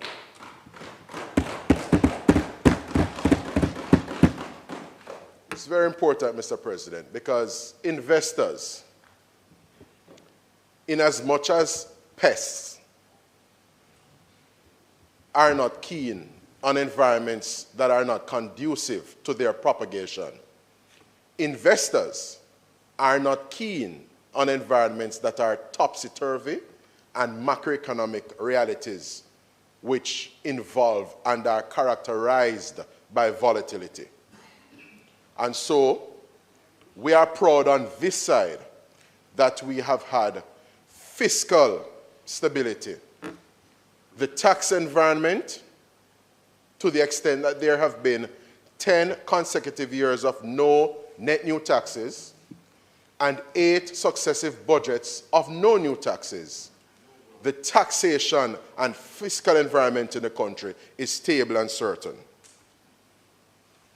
Mr. President, we can all appreciate that exogenous shocks and the vicissitudes of a market economy will come. They will feature in the affairs of the country from time to time. But what is important, Mr. President, is that this government's management of the affairs of the country has been such that we are a resilient economy, a resilient country, and a resilient people. We can point to examples of that. When potential investors in their country look back on the COVID-19 pandemic, they will see that Jamaica, numbers among those jurisdictions around the world that skillfully and competently navigated the ravages of the COVID-19 pandemic. And it is not just the figment of some commentators' imagination. The empirical data underscores this, so much so that Jamaica's recovery following the COVID-19 pandemic was a V-shaped recovery. Indeed, we saw resilience at play yet again, and investors look to these things. Just last year, when we had the passage of Hurricane Beryl, because I made the point earlier that exogenous shocks, acts of God, weather events, adverse weather events will come. They will feature from time to time. And that is why you need to have good hands on the wheel and good government to skillfully and competently navigate them. Mr. President, Hurricane Beryl, a catastrophic event, though it caused downturn in economic activity, it did not result in Jamaica having to go cap in hand and borrow excessively anywhere. That is unprecedented in Jamaica's recent history, Mr. President. It underscores the resilience the Jamaican economy is characterized by at this time. So much so, Mr. President, one of the more acclaimed and respected ratings agencies globally, Fitch, would have considered Jamaica's affairs in the first quarter of calendar year 2024, and they assigned a ratings grade. I think it was BB with a positive outlook. And in a period following a significant adverse weather event, such as Hurricane Beryl, and subsequent to that, Tropical Storm Raphael, the ratings agency Fitch could have underscored and reaffirmed the very rating they would have assigned to Jamaica the year prior, that being the BB with positive outlook. That underscores, again, Mr. President, the resilience of the Jamaican economy. This is not the figment of anyone's imagination. This is hard and tangible evidence of where Enterprise Jamaica is at present.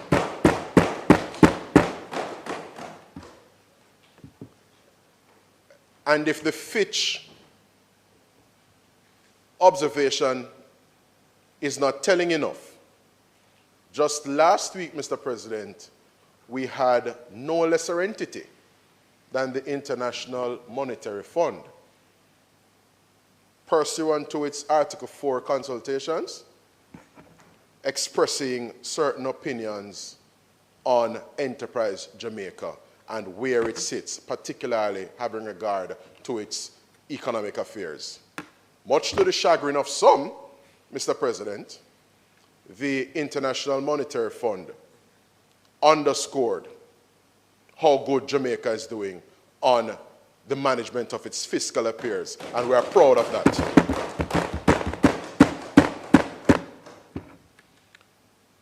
But importantly as well, Mr. President, investors the world over not only look at economic stability, they look at potential places for investment through the prism of social harmony, social cohesion, and order. Mr. President, this is the government of order.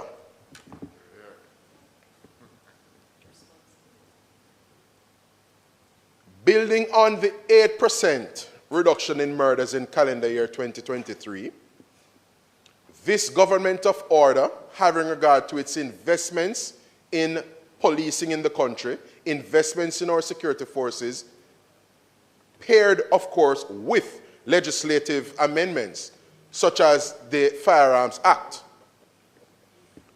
went on to secure, through the hard work of the hard-working and heroic men and women of the Jamaica Constabulary Force, a 19% reduction in murders in calendar year 2024.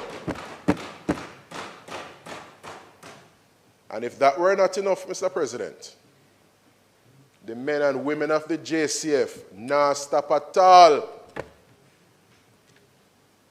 This year, so far, in calendar year 2025, year to date, the reduction in murders in the country is in the order of 40%, Mr. President.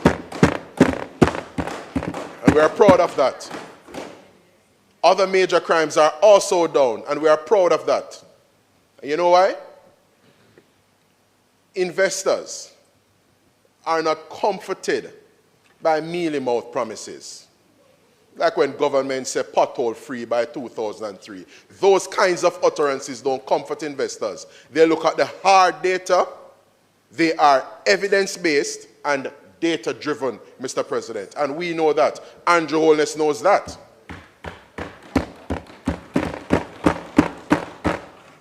And so, when you consider where Jamaica is at present, there is no better time to attract large and pioneering industries and investments into Jamaica, Mr. President, than the present time.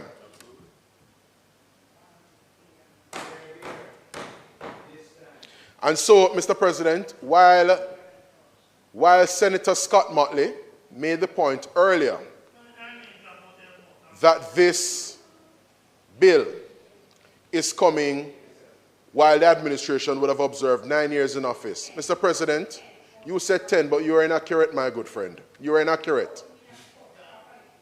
You said 10, and in my own utterance and submission this morning, I made the point that we are essentially at the 9.5-year mark. But that aside, now focus on no locus. Mr. President,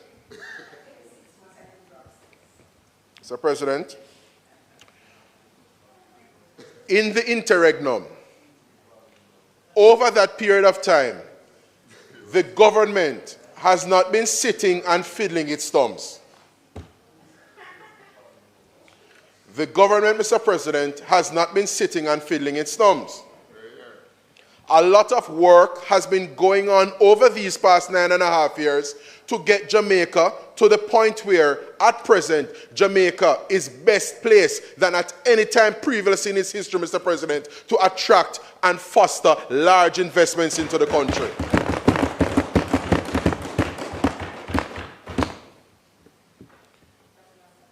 The investments in education and training, which is critical to workforce development, Mr. President, speak volumes. Those investments speak volumes.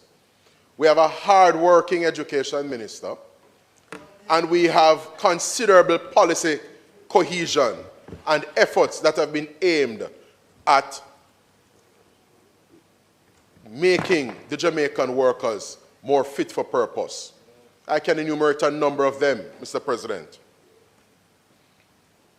We're focusing on the areas of academic undertaking, Mr. President, that align with the jobs and skills that are needed for the future. You will hear many people speaking about the Industrial Revolution 4.0.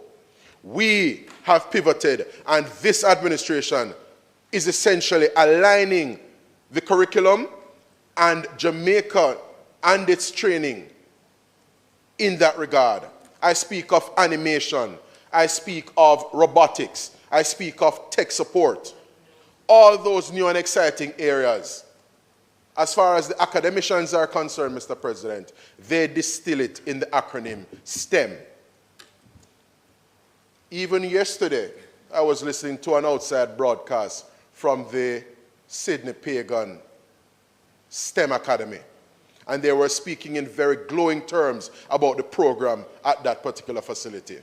And just to be clear, Mr. President, it is the resolve, it is the undertaking of this government, Mr. President, to build STEM academies in this country.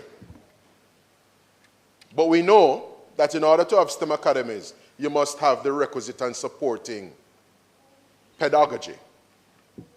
So the teaching staff is very important, because in order for investments to come here and feel comfortable, they must have the requisite workforce, my good friends, who may not be able to connect dots that need to be connected.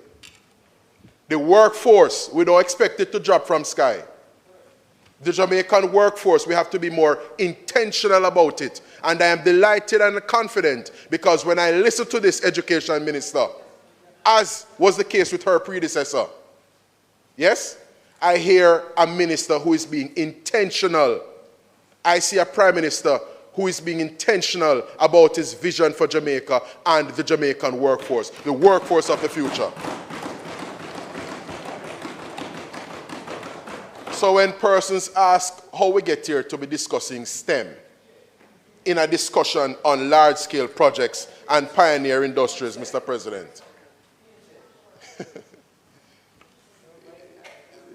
Mr. President, if you don't understand it, you cannot cross it. And this government understands it, and that is why it is this government that is crossing it. You have to understand it to cross it. So, Mr. President, we are pleased with partnerships that have been forged. We see the yeoman work being done by the Amber Group in partnership with an entity that I'm particularly close to, yes, the Heart and Estate Trust, and how we have changed the landscape in relation to workforce training and development in that regard, Mr. President. Use this platform to salute the Amber Group. And as I wrap up, just to underscore the degree to which, Mr. President, the degree to which government has been intentional. It was just a few months ago that the Most Honorable Prime Minister led a delegation to India to do and foster much of what I was articulating a while ago. In other words, Mr. President, and our Foreign Affairs Minister is here, India has been distinguishing itself, Mr. President, in the global marketplace as a leader in technology, a leader in tech support, and a leader in those tech services. It is for that reason and within that context, Mr. President, that it is a partner that is worthy of engagement in relation to helping Jamaica to foster even greater levels of training and opportunities as it relates to the very skill sets that are going to be taking us into the future when these large investors come to Jamaica. Because they will not be able to just come to Jamaica and then rely solely on experts coming in from abroad. We want Jamaicans, whether they are Tapanaris or not, to go and fill those establishments and produce and sustain themselves and their families. So just to be clear, Mr. President, we are delighted that we are fostering the requisite bilateral partnerships, and I must commend our hard-working and visionary Minister of Foreign Affairs and Foreign Trade. Hear the plug, they focus on the plug, man. Because her sterling leadership and head of the portfolio, Mr. President, has inured and has been inuring to Jamaica's benefit. And we see it in real terms. And so we look forward to the continued engagement with our Indian brothers and sisters as they help Jamaica to better position as it relates to ICTs and, of course, information technology in general and other aspects of the STEM areas. That, of course, being science, technology, engineering, and mathematics. Mr. President, I am delighted that while it has taken some time in coming, the government is crossing it. I am delighted that this large-scale projects and pioneer industries Tax Relief Act is being debated here in the Senate with a view for it to be passed so that we can get Jamaica onto a new frontier in terms of large projects, higher paying jobs, and success for the people of Jamaica, as we would have seen yesterday out in Morant Bay with the opening, yes, the ribbon cutting ceremony for the newly established Morant Bay Urban Center built by Labour. I thank you, Mr. President.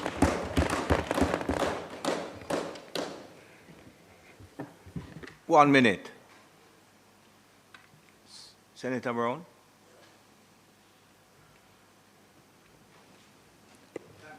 Thank you, Senator Morgan. Senator Brown. Mr. Gill. Thank you very much. Senator Gill, 1 minute, please. Sorry. 1 minute for me? No, I'm just talking to Senator Gill. Sorry. Go ahead, please. Thank you, Senator Brown. President, unlike the government side, I came here with no written speech.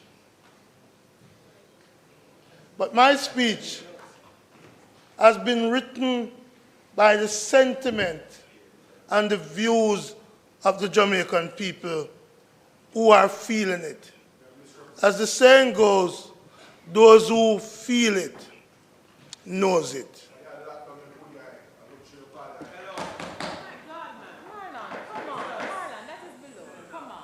Mr. President, I have lived since 1962 with a... No, I'm going to respond to him. I have lived since 1962 Brown, I don't with want... a trauma in my Senator eye. Brown. I am proud of what I have achieved. Brown. If this guy Senator wants Brown. to take me out Senator Brown. because I had a Brown. stone thrown in my eye Senator in Brown. 1962, Senator I Brown. invite him to come on. Senator Brown, just sit down for me, please. Sit down for me, please. Just sit down for me, please. I am proud to be disabled. Senator Brown, sit down for me, please. Out of order. Senator Morgan, I'm going to ask you to apologize. No, I don't want an apology. I don't care what you want. I don't care what you I want no apology. Senator Brown, I don't care what you want. I want no Stand apology. up. Stand up. Mr. President, without delay, I withdraw that comment I want forthwith. no apology. Thank you very much. Senator Brown. Chairman, I am disabled. I am disabled. At school, age 8, 1962, a stone was thrown, hit me in my... I spent independence in Kingston Public Hospital. It has not stopped me from achieving all the things I've achieved.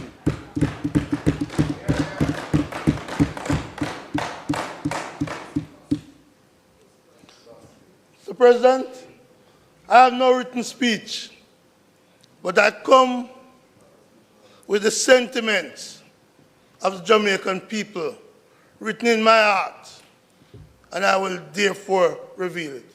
And what the Jamaican people are saying out there at this point in time, as they watch the Senate proceeding, you know what they're saying? Hold on there. The one that get 300% wage increase. The one that get 300% wage increase. But what have we, the working people, get? Dr. Thompson, some of your colleagues are saying, we are working 448 hours per month, and we can't get our overtime payment from the government. And they listen to the rosy speeches, to the big promises of the government. And they're saying, hold on there. Where else in the Caribbean did we hear these type of performance? And they say, it's a place where, was it Sparrow who sang, Captain, the ship is sinking, Trinidad and Tobago. And the people are saying, but we did see a government down there headed by Mr. Rowley. And he called an election. And he got a political beating. So, the Jamaican people are saying, when will this lot who gave themselves 300% salary increase, while we suffer, called the long overdue general elections. Because the Jamaican people understand that the promises being made now about billion-dollar investment have been made over and over before. They are the same name that you call so often, Andrew Michael Holness, promised a big power plant to reduce the price of electricity. And what has happened is that the price of electricity has gone from 23 cents to over 40 odd cents per kilowatt. The Jamaican people experience your promises. The Jamaican people will remember that when you are talking about $1 billion investment, they will remember a simple promise like fixed election date in the first 100 days. They will remember impeachment in the first 100 days, so they know they can't trust you lot. And the good thing, well, Portia did leave the road for her to do, and it takes so long to do it. And it mashed up in no time. And let's remember this. Let's remember this.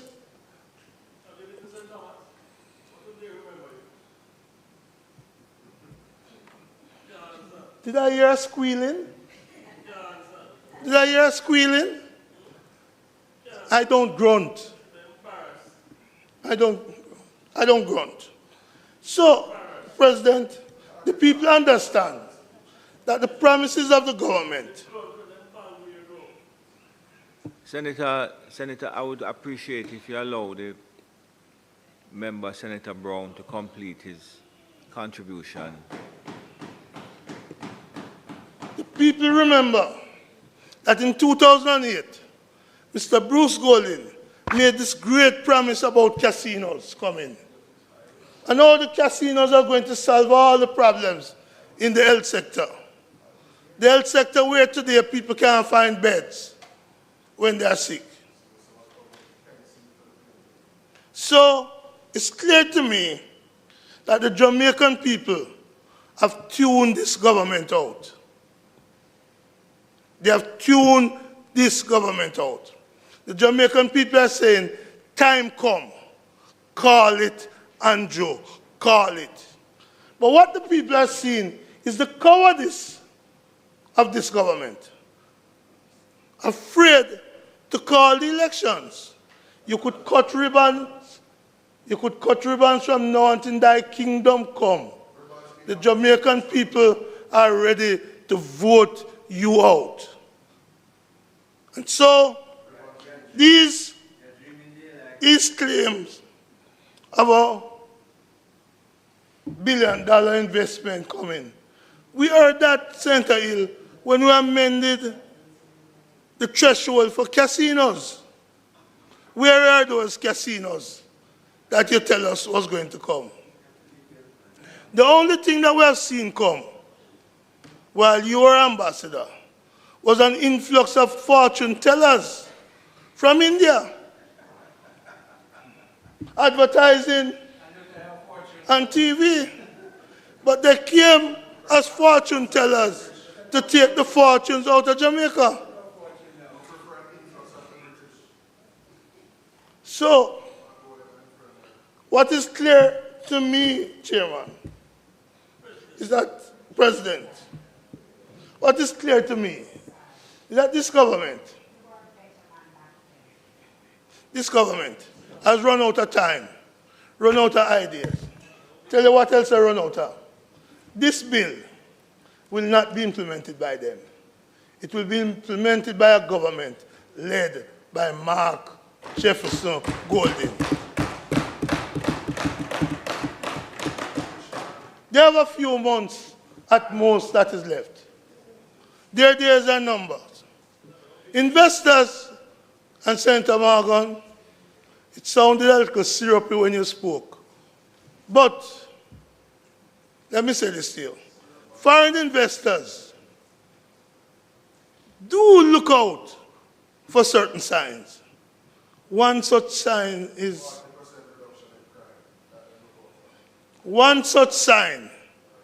the freedom of political candidates to campaign for a seat. Where's the law now? Where's the law now? They look out for that. Another thing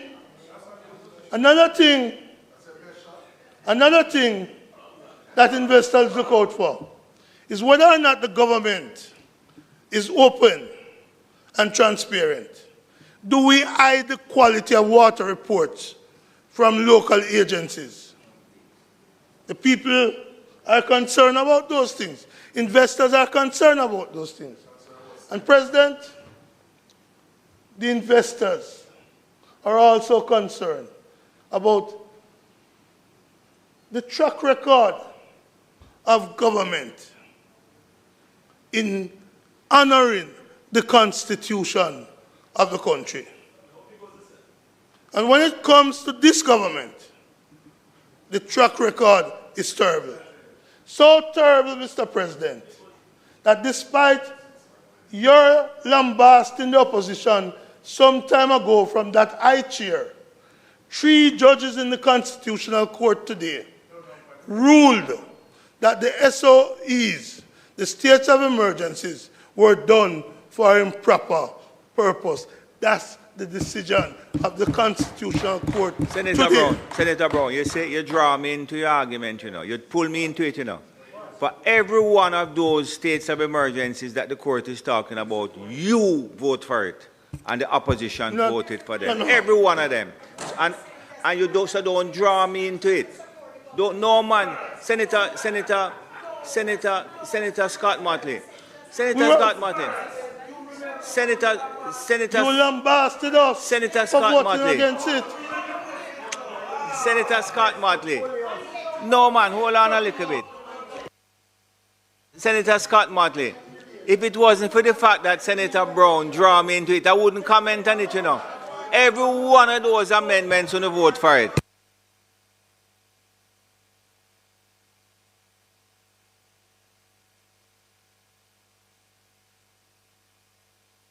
Hold on a little bit. Let me. We don't forget what you said that fateful morning. No, I'm leaving off him. But I just want him to know that history will not absolve him. History will not absolve him.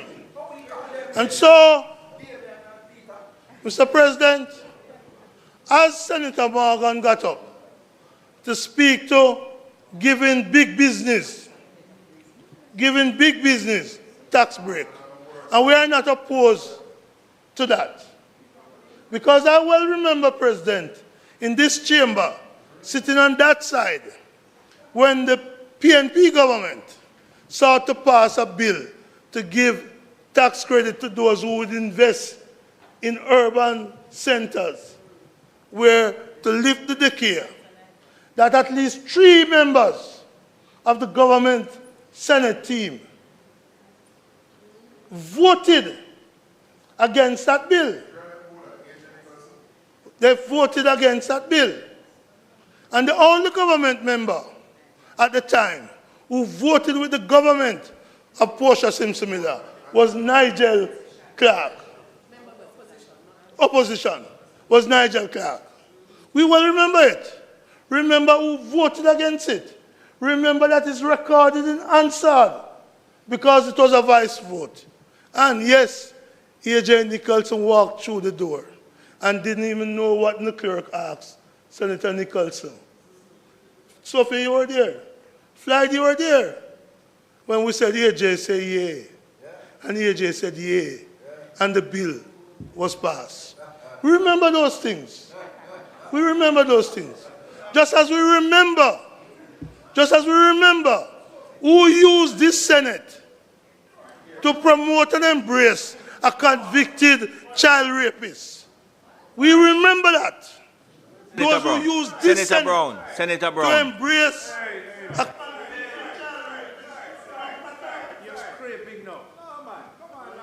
Senator Brown, point of order. I'm pretty sure, sir, that the standing orders of the Senate, which governs the operations of this chamber, proposes that a member should speak to matters pertaining to the bill.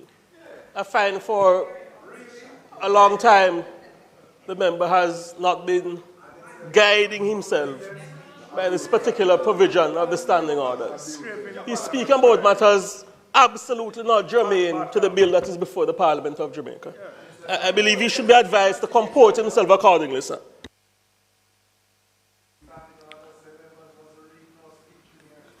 Senator Brown, you know exactly what you're doing, so just stick to the bill for me. I know what I'm doing. I'm reminding the Jamaican people of things said here and why my vote today for this bill is being consistent. When I was over there, I voted for tax relief on a particular bill that some of you who were sitting in opposition voted against. And the record of Parliament is there. So I'm telling the people of Jamaica, I am consistent. But when I hear some of your government senators, go on radio and criticize my call for the minimum wage workers to be freed of paying taxes, but come here and vote for tax relief for big people. I have to ask myself, whose interests they serve? And that's why the people are saying, time come. Mr. President, you know my position on tax relief. I don't have a problem in giving big business because it's going to fall to our government, the People's National Party government, headed by Mark Jefferson Golding, to implement this. Also, to Mark Golding, there are going to be other tax issues, not just the large scale, but to free up the workers who are being taxed for uniform and laundry now. It's going to fall to Mark Golding. It's going to fall to Mark Golding to change the laws dealing with the 1971 termination of employment order to allow workers to be treated differently when they are terminated and compensated. And above all, it's going to fall to Mark Jefferson Golding to free the over 200,000 minimum wage workers who are now required to pay $20,000 plus per year in education tax. So I vote for this bill here today, confident that your time has run out. Your leg of the relay is over. We will be carrying the baton. But not only will we be carrying the baton, we will also be saying to the people, enough of a government who makes promises and can't keep it. Enough of a government who is prepared to change laws against illicit enrichment. Enough of a government of 28 bank accounts. May it please you, Mr. President. Senator Hill. No problem. What?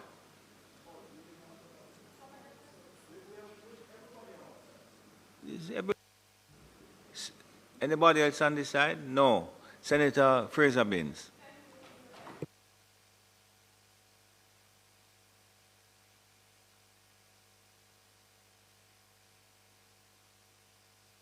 Thank you, Mr. President. And Mr. President, I rise to make very brief remarks on this bill that is before us. And like my colleagues, we do not have any major challenge with the bill itself. However, you will understand and appreciate that there is one matter that I wish to speak to as we consider this bill, and it has to do with the environmental aspect of it. And you may ask, why am I raising it? And I'm raising it, sir, because studies show that every large-scale development has significant environmental impact. And we see this every day right here in Jamaica.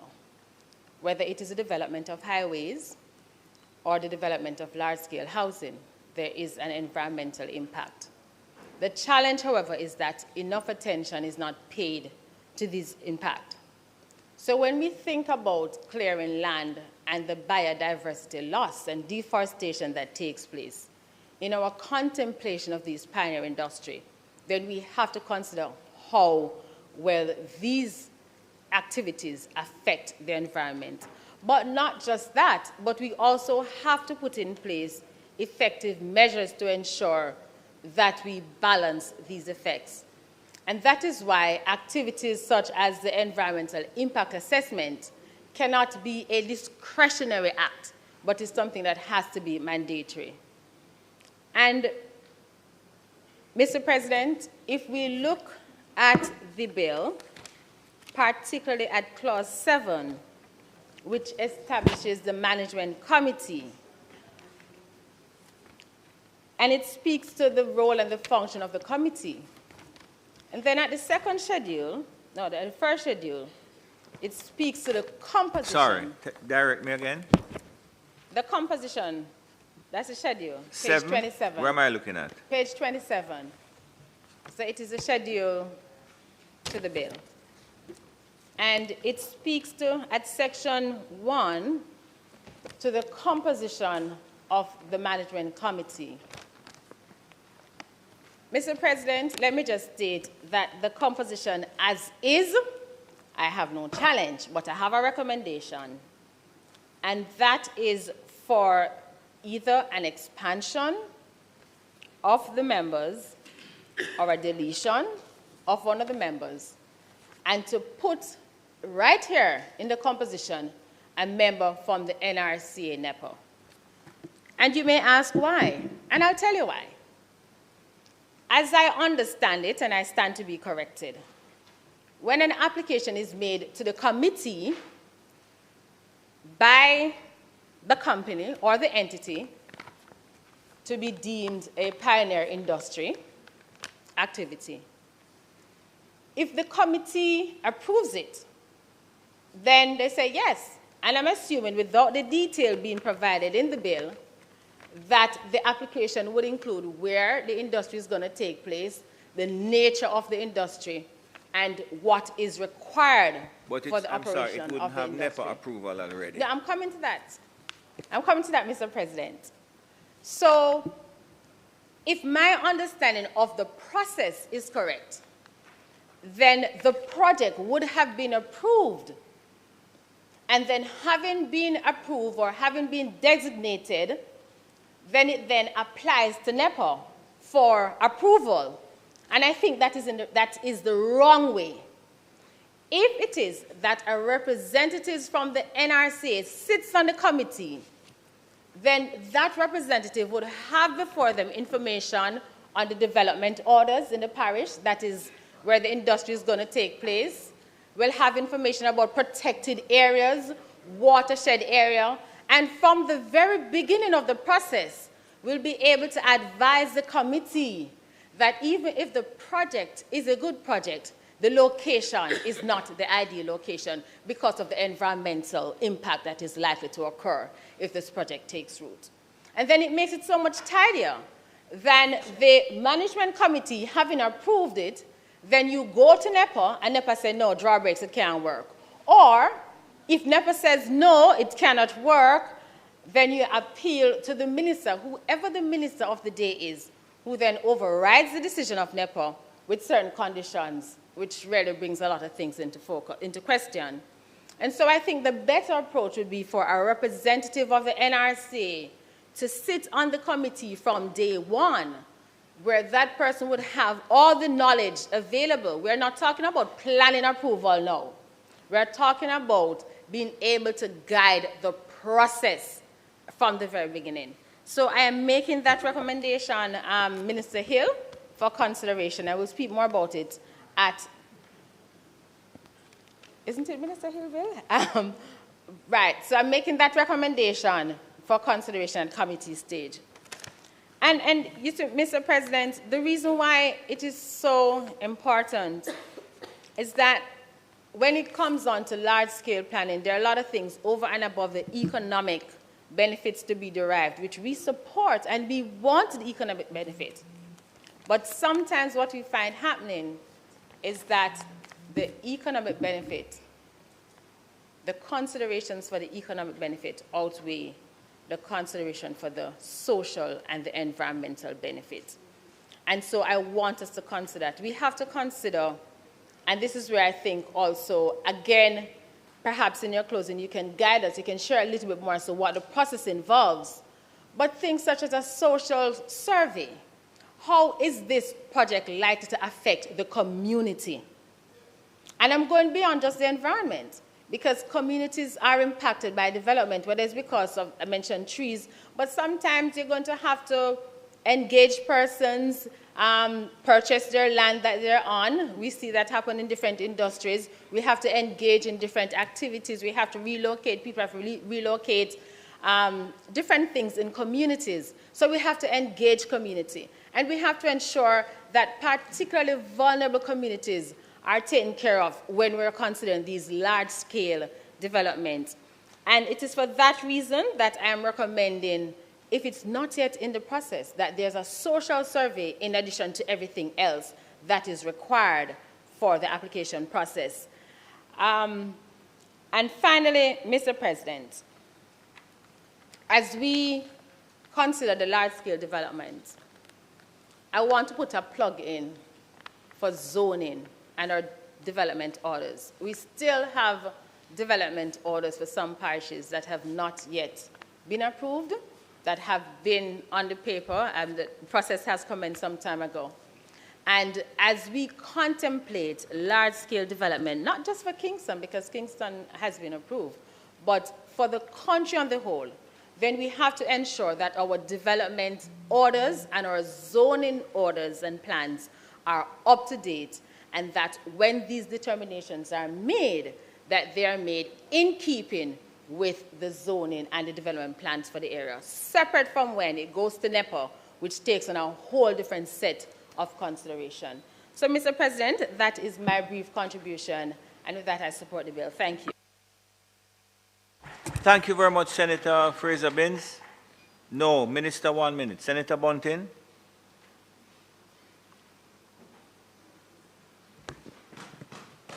Thank you. Thank you, Mr. President. Mr. President,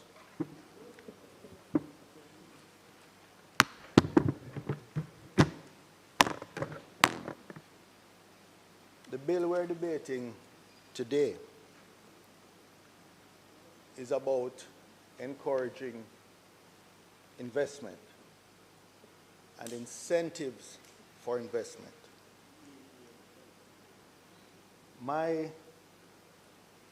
main point that I want to make here today is that the greatest incentive for investors and investment is a country that operates under the rule of law. And in particular, a country where the highest law, the Constitution, is respected. There is a Charter of Rights in our Constitution that speaks to the rights of various groups of people who operate in Jamaica, including investors, but including every single man, woman, and child that lives here or even visits here. Much more important than this bill today is the judgment of the Constitutional Court that declares that the proclamations made by the Governor General between January 2018 and February 2023, by which he declared the states of emergency in various unspecified communities in Jamaica, were not made for any purpose specified in Section 20 of the Constitution. that the proclamations made by the Governor General were not demonstrably justified in a free and democratic society and were therefore inconsistent with the Constitution and void. That the proclamations made by the Governor General on November 15th, December 6th, and December 28th, 2022, by which he declared states of emergency in various and specified communities in Jamaica, constituted a breach of the doctrine of separation of powers. I want to start by commending all those who have had the courage to bring legal challenges to those unconstitutional measures brought by that government. I want to salute my colleague senators who were pilloried and abused in this chamber in the most vulgar and personal way by our colleagues on the other side. For doing what? For standing for the rights of the people and standing up for the Constitution of this country. You should all be ashamed here today. You should be ashamed here today. And if any of you have a little decency, hold on, I need to find what the president did say. a little, any sense of graciousness, you should stand up and apologize to us today. Don't leave it any longer. Today, Senator Hill, when you get up to close, you should apologize.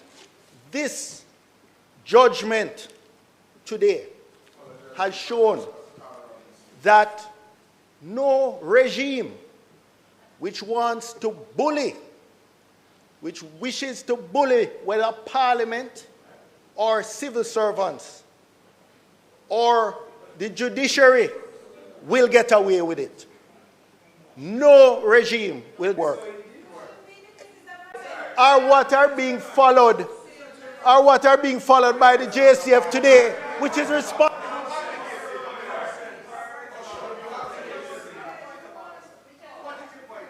No, Senator Bunting, Senator Bunting, Senator Bunting, Senator Bunting, Senator.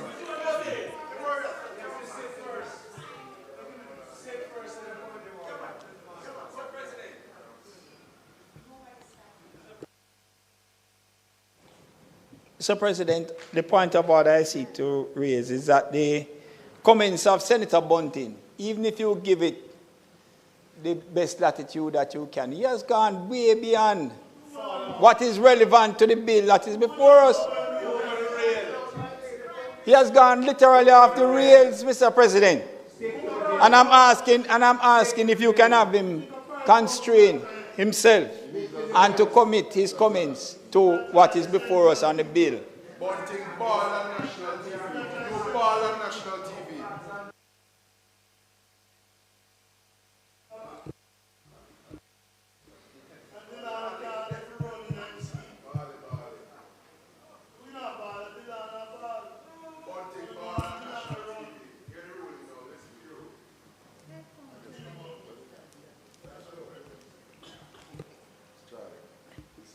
We need to press it.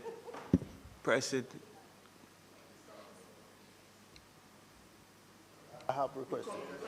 Thank you. You know, Mr. President, I am certain that you will use the opportunity before we rise to recall and apologize for the remarks you made about us unelected senators criticizing us for standing up for the Constitution. I'm sure you will have the grace. No, what I want you to do. What I want you to do. No, man, I don't need any assistance here, you know. What I want you to do is just remind me of my words. Let me see if I want to apologize. Remind me of them, man. Talk me here. No, I will. Yeah, man, talk me here what you say me say. According to the Senate President, and this is from Luke quoting you on the 21st. Senator Golden Campbell. You have asked for it? I want to hear what is said, what is report that I said. Talk it, let me hear. In the loop, November 26, 2021. According to the Senate President, the upshot was that, and it quotes, 3 unelected members of this House, square bracket, Senate, have voted against this resolution. No account has been taken of the elected representatives from Hanover, St. James, and Westmoreland, all of whom supported the states of emergency. And he wants every citizen of Jamaica and those overseas to take stock of the situation, where 5 men voted against a resolution in a scenario where crime was making citizens' life a nightmare.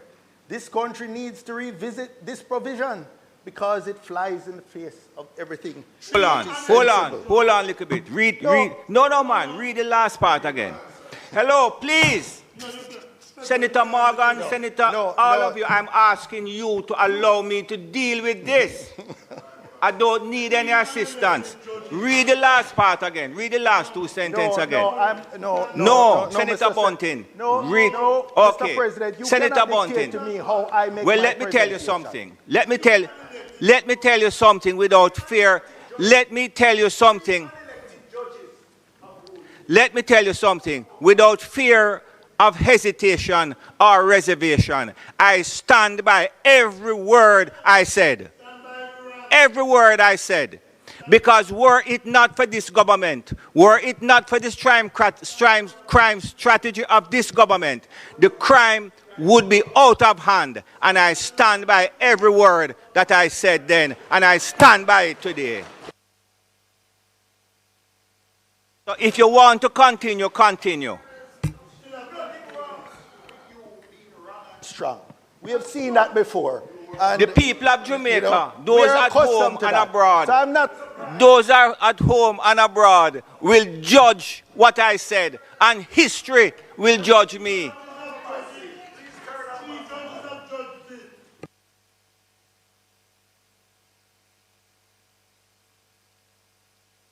You can't suppress the Constitutional Court. You can't cut off them mic. Sorry about that. So whether you like it or not, you're going to hear about it. So focus on the legislation now, please. No, but I started off by there was a point of order, and I'm asking you, please, just focus by laying the foundation that the rule of law and the predictability of the rule of law is the greatest incentive for investment. This bill is about investment and incentivizing investment, and I'm pointing out that much more important than this bill is the judgment of the Constitutional Court today for investors in this country. But even more important than for investors, which we want to encourage, but it must be the rights of every teenager who was scraped up, young men who lost their jobs at various hotels because their family couldn't even identify which camp they were being held in. That is what is the importance. That is some of the importance of this bill. But let me speak specifically to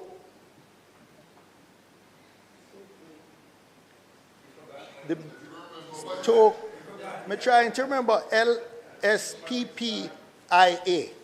That is the Large Scale Projects and Pioneer Industries Tax Relief Act. There is some issues that we have to be careful about. The first is when we give these generous tax incentives, we have to be careful that it is achieving the objectives we desire. Because there is an example, and somebody spoke about a summit. There was a tax conference, a conference of tax experts that I attended. And a European tax expert was saying how unnecessary it was for us to be giving hotel tax incentives, income tax incentives, on a particular hotel, which was owned by a European company. Because, he said, under the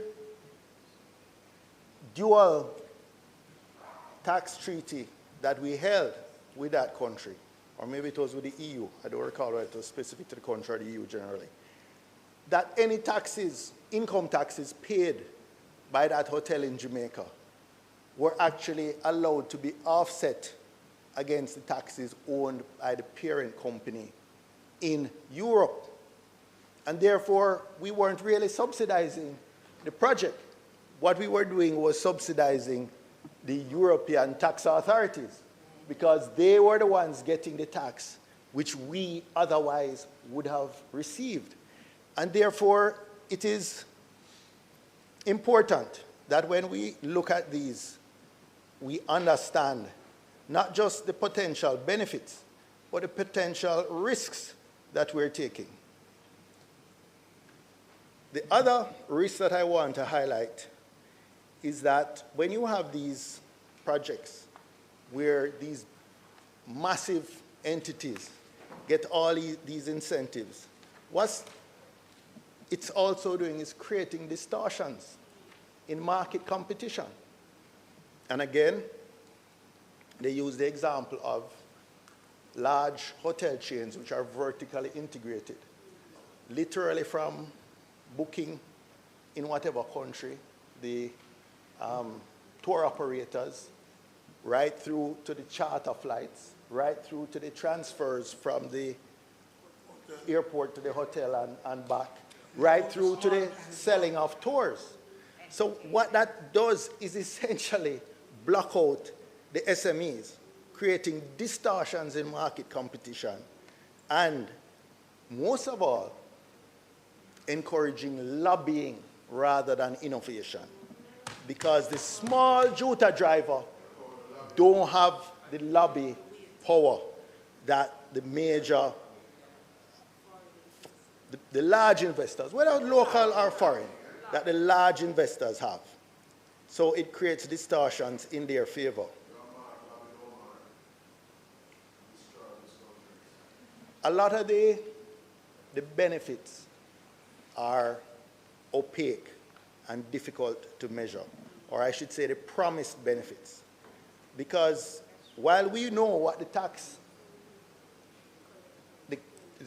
revenues are that we're giving up, I well recall in 2018 or 19 when then Minister Nigel Clark, so well really it was Minister Montague and Minister Clark who spoke in favor of lifting the levy or changing the regime for the discovery bauxite. Changing the regime, no guaranteed levy, and moving it to an income tax basis. And I spoke then, and history has proven me to be correct, that we gave up a sure levy and we collected nothing as an income tax. So again, we have to be careful about how we do these incentives. And then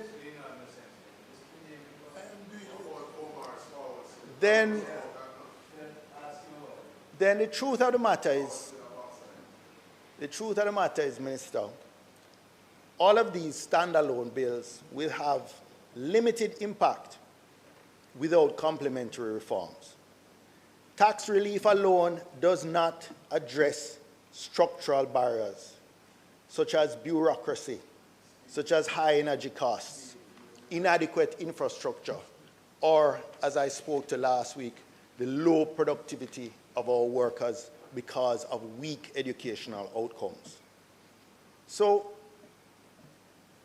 you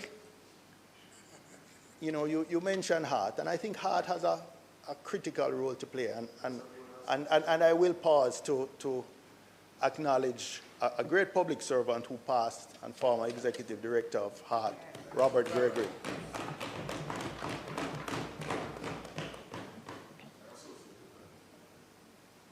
But the last point I want to make and I'm not objecting to the bill. I'm just raising these concerns that in the execution and implementation, we have to ensure. You are correct, it will fall to us.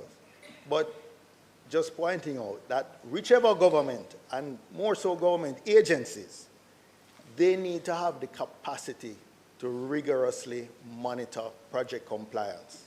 Because often what is put on the table when the project is being proposed for the incentives is quite different from the execution and what the final outcomes are. So, in conclusion, I would say that the LSPPIA, as a shortened version of it, it is potentially a useful tool in Jamaica's investment promotion arsenal, and particularly to drive high-impact projects. But we need to properly measure and understand how we measure these impacts that they talk about, rather than just statements. I think it also, or the effectiveness of this bill, will depend heavily on transparent governance, rigorous cost-benefit evaluation, and complementary reforms to enhance the overall business climate. When I say transparent governance, I'm speaking, for example, to not hiding water quality reports from local government agencies, because not hiding the crawl report from those who lost their money in SSL.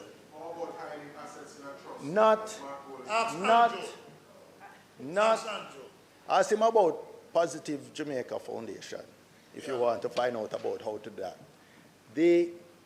It means that the investors who lost money, or the persons who lost money in SSL, should have access to the crawl report, which was paid for by state resources. So, with those remarks, Mr. President, I just conclude in saying tax incentives are not a substitute for broader structural improvements. And regular public reporting on the impact of these approved projects, I think, will be essential to maintain public trust and fiscal discipline. Before you see, just mention the context of the vote. 1% vote. Yeah. 1%. Yes, just still 1%. Thank you very much, Senator Bunting. Minister Johnson-Smith. Mr. President, the time being 1:19, might the Senate be permitted to sit beyond 1:30 to complete the business of the day? Thank you very much. Members would have heard the question. Those in favor? Against? And I'm reliably informed that there is a deterioration in the weather. Well, it's a blessing, but there is pretty heavy rain in the corporate area. I'm concerned about the staff of the Parliament, many of whom live outside of the immediate confines of the capital. So if I could ask you just to move with a degree of alacrity.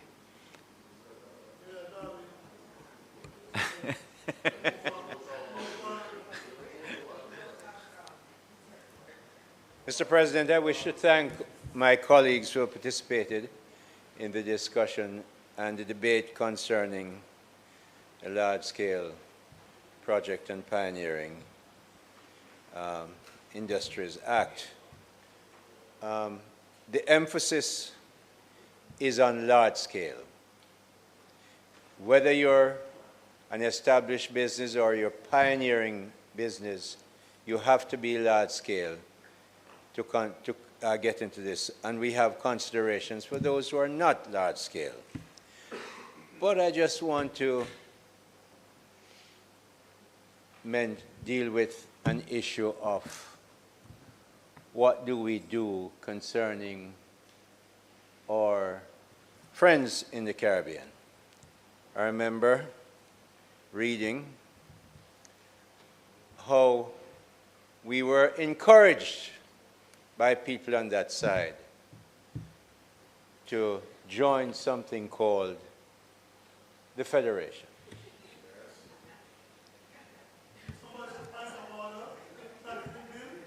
And as, yeah man, and I remember reading, as I said, how the discussion went on and year after year and how we didn't do the right thing to not join the Federation. Well, look at us now, as Nesbitt would say. We have a country that, in fact, they would sing it. In fact, they would sing it. Nesbitt would sing it. Look at us now. Look at where we are. 40% down in murders. Now, who cannot be happy of that? Who cannot be happy of that? I remember when the SOEs are going on, and I have the highest respect for our judiciary. I go around the world and sell it as something that why you should invest in Jamaica. So I have the highest respect for it. But I remember when the SOEs were going on and how the Jamaican people needed that relief. So don't tell me, I respect the court, but as a policymaker, it was, I give them respect. I've already said that. You're not listening. Listen. So I'm saying to you that, Mr. President, I am pleased to see where we are today, and every step that we've taken has led us to a place where we can say today, this is where we are. Not only are we 40% down this year, but we're 19% down in the same period the year before. So we are doing well. That's how we manage. And you know something, you talk about the courts and the judiciary, something that I sell. They must really love what we have. Because in the constitutional change, they have blocked anything that we do to get to a place where we can finish this. So in other words, the blocking means that the Privy Council in England stay in place. Investors seem to like that, so you must love it too. Thank you very much. Okay, so Mr. President, as I turn to the FDI, and what Miss Senator, my favorite senator in the pink today. That's not pink, it's fuchsia. You can call it future as long as you want. You can spell future as long as you want. Me know what it is. so Senator Scott Motley, thank you for your well thought out comments. I wish you would sit down before and share these well thought out things with others. But I can't, you know, I'm just going to thank you for yours. So on the FDI, because you talked about foreign direct investments going down. Mr. President, none of us in here, or our parents or our grandparents, have ever seen a pandemic that did not arrive for 100 years. After 100 years, at the end of 2019 into 2020, 2021, the pandemic arrived. Mr. President, we had to spend over $100 billion that we did not plan to spend. We didn't borrow any money, but we had the buffers to do it. At that time and during those 3 years, nobody was going over anywhere, never mind to invest. And you did not expect foreign direct investment to go down? Well, after that period, listen to me, after that period, UNCTAD from the United Nations Trade and Development Organization said in the last report that Jamaican foreign direct investment grew by 35%. Not 5, not 3, 35%.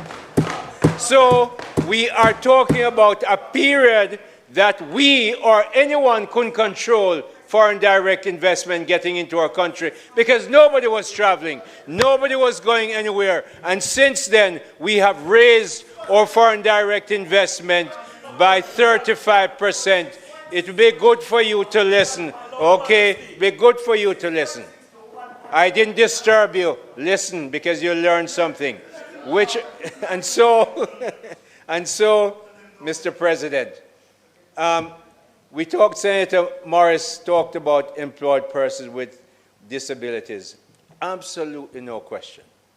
Minister Marks and myself, Minister Williams, all of us will absolutely push this because it's an important part of us. You have my commitment. I like what you say, and whenever that issue has come up, you know across here we tend to support it. You now have a Minister of Efficiency in addition to us, okay? So we are in... I am talking now, so you just listen to me, all right?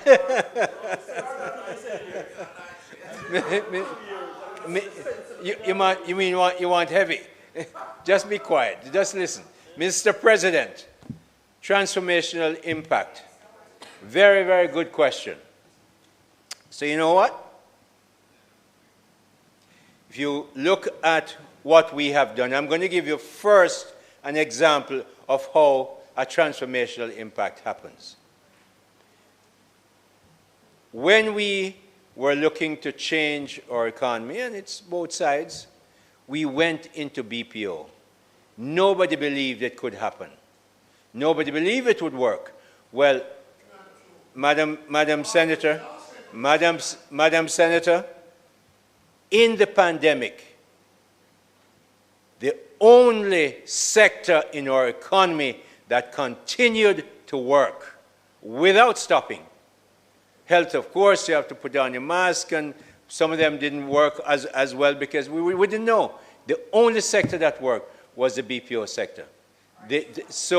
So now that's to show you how it is. Now, what are we looking? What are we looking at? We're looking at, and the Prime Minister has made it clear in his Aspire speech, that we are making sure that our agriculture and agro-processing is going to take a forward seat. Let me explain how that will be. We just came, the PM and, in fact, your leader of the opposition, myself, Minister Green, were at the Caribbean Poultry Association. It's something I know about because of a board I sat on for a long time. If Jamaican agriculture and agro-processing is going to change, it is going to have to adopt a model that we call the mother farm model. What is it?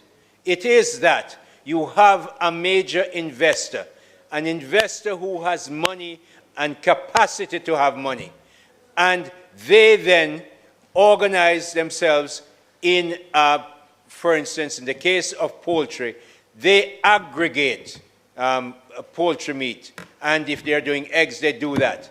And they make sure that when there is a weather event, exogenous weather event, whether it's a drought or it's too much rain, the poor farmer who has a backyard farm or a poultry house does not generally have the working capital to come back when the poultry house is blown down, the auntie and uncle have no more money to lend them to put it back. The mother farmer comes back, and today those are Caribbean Broilers or Jamaica Broilers Group.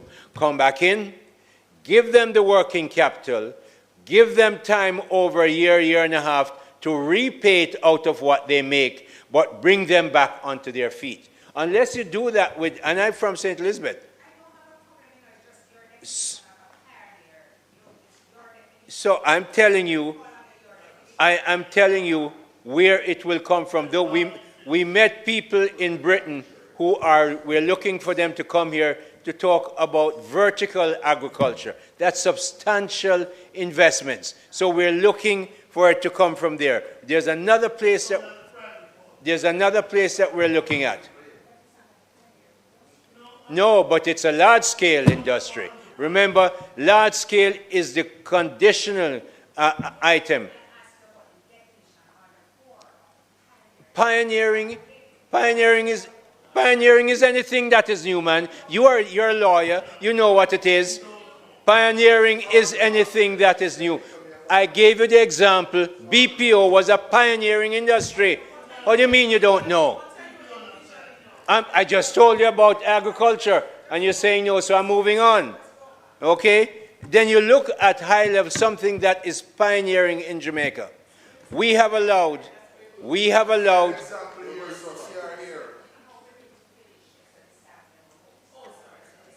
So you're going to listen. Thank you. Good. When we look at pioneering and looking at where the world is going, we do not have the landmass of the United States, Russia, or China, not even Mexico or Colombia. We do not have the population of those countries either. But we do have what other people have. Look at the 10, Forbes just displayed the 10 richest countries in the world by GDP. At the head is Singapore, 156. 151. Listen, you will learn something, Senator Brown. Luxembourg is number 2. If Bermuda was an independent country, it would be number 3 at $125,000 US. Turks and Caicos and Bahamas are 34. We are 7. But the countries I just called here are all small countries. We then have to make sure we put in the financial services that the BVI use Jamaicans, Turks and Caicos, Cayman use Jamaican lawyers and accountants to build their business. We have just changed the law, segregated accounts and partnership accounts and trusts to make sure those businesses come here where you earn a great deal of money from those services, and you know you're going to get help from it. So that's one area. Another area we're looking at is a special economic zone. We have already carved out the Caymanas area, and there are 4 other areas, which I will tell you in my State of the Nation. But in you don't know anything, man. So in the terms of the special economic zones, Caymanas Special Economic Zone, we are looking to change the economy. Sugar is gone, banana is gone, we have to go elsewhere. So the logistics business is where we're looking at, and that then will be not only pioneer, but large scale as well. So we're looking at those areas. The ICT business is being transformed. How? We've just secured a grant facility from the EU for 9.7 million euros. Euros. 1.5 million euros is for MSMEs. That's $545 million. That will be used to help 2,700 MSME businesses, not 2,700 MSME practitioners, 2,700 MSME business to make sure they're transformed into digitized entities that make them a lot more efficient. That's very important to us. 70% or thereabouts of the people employed in this country are employed to the 425,000 MSME businesses in this country. So it's vital for us to do that. That's another area that we're looking to grow large scale, and some of it will be pioneering. So those are the concepts that you look at and where we're going. So we need to look at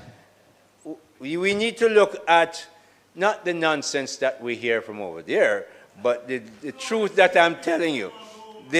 So we're looking at those areas, Senator Scott Motley, that we can grow efficiency, and that Senator Allen spoke about. Those will be built in.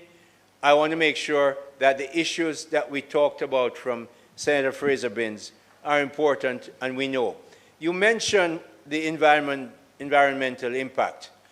Most companies that come in now, I'm dealing with one that coming in with about $350 million US investment. One of the first things that they do before they get any NEPA approval is undertake to do an environmental impact study, because JAMPRO, who helps them, guides them to say, it is vital, you can't go anywhere else. Plus, you need to know for yourself if where you're going to put your investment makes sense before you spend any more money. So that is a precursor to even going to NEPA. Having NEPA on the committee really is almost superfluous, because NEPA is going to have to rule again.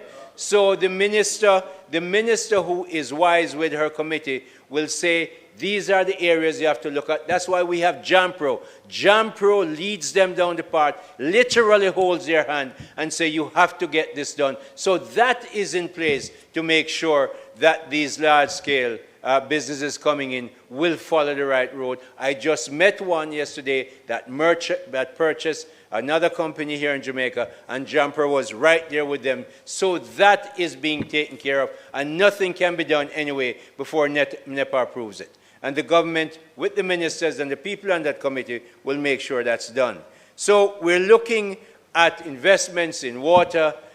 Water will take about $4.5 billion to fix that in Jamaica. Lots of opportunities. So, Mr. President, as we look at this, and yes, we have been going at this for a long time, but the clock doesn't stop on the country. We're very pleased that we're at this stage where we can now ask, Mr. President, that this bill be put in place, and I therefore ask for the second reading of the legislation.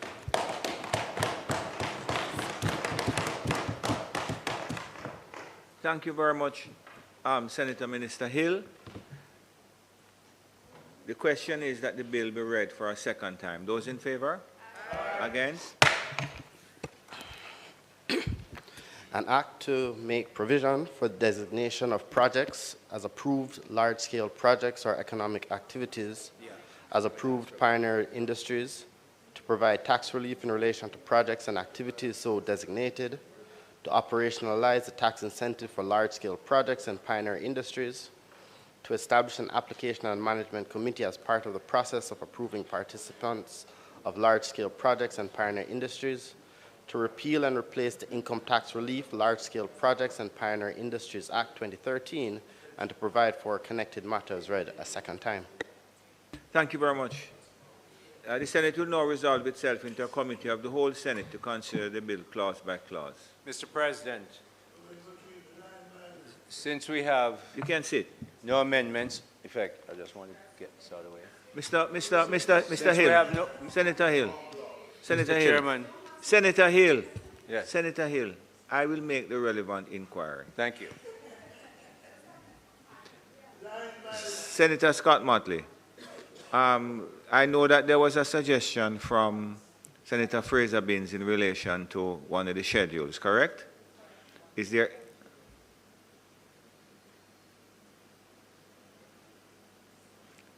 any other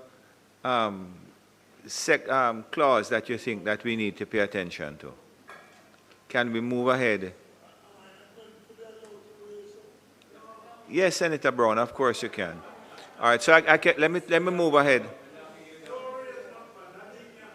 Let me Senator Scott Motley, I'll proceed. Okay, good. Okay. If I can have your attention so we can move quickly. I put clauses 1 to 4. Those in favor? Against? I put clauses 5 to 13. Those in favor? Against? I put clauses 14 to 22. Those in favor? Against? I put clause 23 and 24. Those in favor? Against? Okay, Senator Fraser Binns. The schedule, you have an issue with the schedule, or the explanation satisfied you? Mr. President, it hasn't satisfied me, but from the Minister's response, I think I have an answer that he's not going to consider an amendment. Okay, so I can put the schedule. So I put the schedule of the bill. Those in favor? Against? I put the title and enacting clause. Those in favor? Against? The question is that I do report the bill as having passed committee stage without amendment. Those in favor?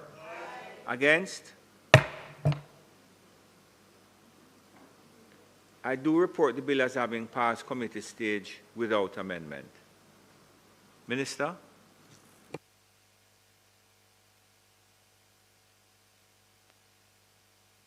Slow down, man.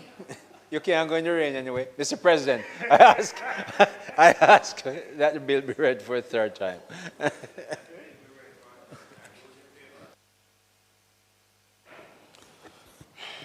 An act to make provision for the designation of projects as approved large-scale projects or economic activities as approved pioneer industries, to provide tax relief in relation to projects and activities so designated, to operationalize the tax incentives for large-scale projects and pioneer industries, to establish an application and management committee as part of the process of approving participants of large-scale projects and pioneer industries, to repeal and replace the Income Tax Relief Large-Scale Projects and Pioneer Industries Act 2013 and to provide for connected matters read a third time and passed.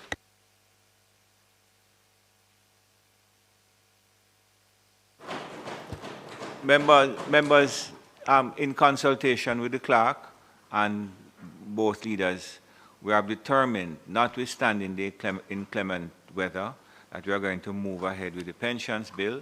I'm informed that only 2 speakers are up, and both of whom are known to be short and concise, Senator Brown and Senator Gale. Both of whom are known to be concise in their submissions. So, Minister Dixon, thank you very much. Please proceed. Mr. President, today I'm tasked with piloting a bill entitled An Act to Amend the Pensions Public Service Act. This is a piece of legislation to remedy resulting anomalies with a prior reform of the retirement system. And I want to acknowledge the presence of some members of the Ministry of Finance team, in particular the Pension Administration branch, and they are Elaine Ware, Tanisha Ware-Grant, and Donna Robinson, who are all in the well to support me today.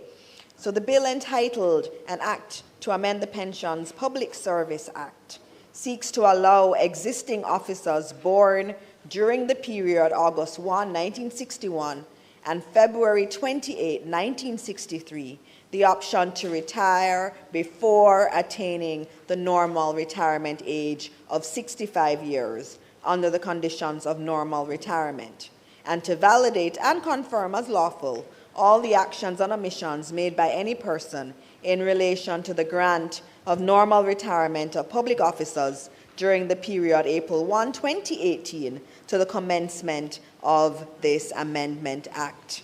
Over 14 years ago in 2011, the Government of Jamaica tabled Green Paper number 2, 2011, entitled Options for Reform of the Public Sector Pension System. This paper proposed several measures to reform the pension arrangement for public officers, including increasing the normal retirement age from 60 to 65.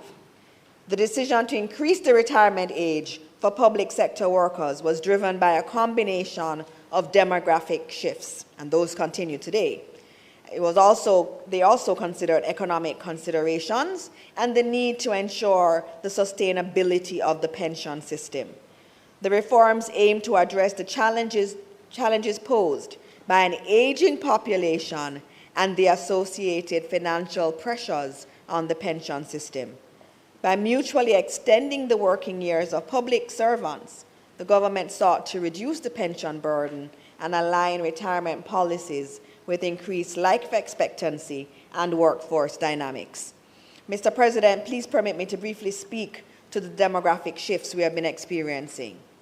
Chief among these is the steady rise in life expectancy, which now surpasses 70 years, meaning more Jamaicans are living well beyond the traditional retirement age of 60. At the same time, the country has been experiencing a declining birth rate, leading to a smaller portion of young people entering the workforce. With a fertility rate of 1.9 births per woman recorded in 2023, that's really low, 1.9 per woman. This falls below the replacement level of 2.1. Jamaica does not have the necessary conditions right now to maintain a stable population. In simpler language, Mr. President, Jamaicans are living longer, but not having enough children. As a consequence, all things being equal, our population will decline. This demographic imbalance reduces the ratio of active contributors to pensioners in the public service pension scheme, placing increased financial strain on public resources. Without reform, the pension system would face mounting deficits, jeopardizing the ability to provide for current and future retirees. Moreover, we must also consider that as the Jamaican population ages, the demand for experienced professionals in critical sectors such as healthcare, education, and public safety remains high. Increasing the retirement age above allows the government to retain skilled workers for longer periods, helping to address talent shortages and ensuring continuity in service delivery. This approach not only promotes institutional resilience, but also gives workers more time to build up their pensions. Mr. President, we have had to pivot with respect to retirement policy. This was done in a very consultative process. The government therefore did not act in isolation. The development of the pension policy was rooted in dialogue and consensus. As part of the policy development process, stakeholder consultations were held and a joint select committee was convened in 2012 to discuss the proposed reforms, while staff associations and collective bargaining units representing public officers did not object to increasing the retirement age. They expressed concerns about the adverse implications of immediate implementation. The government, in response, indicated that they would adopt a phased approach with a transitional period of 10 years. This was to facilitate a smooth transition for public officers who would have attained retirement from 55 years up to 60 years as at April 1, 2018, and would have been preparing for retirement at age 60 years. On April 1, 2018, the Pensions Public Service Act 2017, the Act, came into effect. The definition of normal retirement age in Section 2 and Section 14 of the Act introduced a new retirement age requirement. Pursuant to the first schedule of the Act, Mr. President, the retirement age gradually increased from 60 to 65 during the period April 1, 2018 to April 1, 2023. The Governor General, acting on the advice of the Public Service Commission and permanent secretaries and other designated persons, acting pursuant to relevant delegation of functions orders issued by the Governor General under Section 127 of the Constitution, approved the retirement of public officers under the Act from April 1, 2018. And so, Mr. President, I know that we want to leave quickly, and so I will get to the point of the bill. There was an anomaly. We had discussed the 10-year transition period, but what was in the Act, the schedule in the Act, was related not to the 5-year, but to the 10-year. And so there was a discrepancy between what was being implemented and what was actually in the schedule. And so what this bill is doing is trying to rectify that. Since the Act provides that public officers retire at age 65 from April 2023, it is proposed to amend the Act to give public officers born between August 1, 1961 and February 28, 1963, the option to elect to retire before reaching the normal retirement age of 65 and be given the full benefits. This will not be considered or fall in the category of early retirement. This will be treated in the same manner as normal retirement and will give effect to the policy intent. So, Mr. President, in summary, the Pensions Amendment Act, when passed, will do two things. One, it will validate and confirm all retirements effected since April 1, 2018, up to the effective date of the Amendment Act. And secondly, it will provide an option to persons born between August 1, 1961 and February 28, 1963 to retire before the age of 65 on full retirement terms. This means that anyone in this birth period whose retirement is not yet effective has the option to either remain in service until age 65 or to retire before attaining age 65, but with full retirement benefits. Mr. President, we have many exceptional public sector workers who are doing an amazing job, and they show up every day to serve the people of Jamaica. We know them. Many of them are in this chamber from the Ministry of Finance and also from even here. And they've done a lot of good work, Mr. President. And in applauding our public sector workers, I can't not say this, because right now, Mr. President, I'm smelling fried chicken. And I don't know if it's because I am hungry, but I smell fried chicken, and I think it's because of the looming KFC to open in St. Thomas at the Morant Bay Urban Center, which I am so happy about. And some of those public sector workers that I really want to acknowledge, are, for example, those who work at the FCJ under the leadership of Tanny Shirley and Dr. Farquharson at the FCJ. Those are the kind of public servants that we see across Jamaica that work and work and work. When I remember hearing about that Morant Bay Urban Center and hearing it's a pipe dream, and we opened it yesterday. So I'm very happy. And again, this only happens because of our public sector workers. And so, Mr. President, in the interest of time, I commend this bill to the Senate on behalf of our government workers. Let us clear the impediments and allow them to retire with dignity, peace of mind, and the respect they deserve. Mr. President, may it please you. Thank you, Minister. Senator Brown.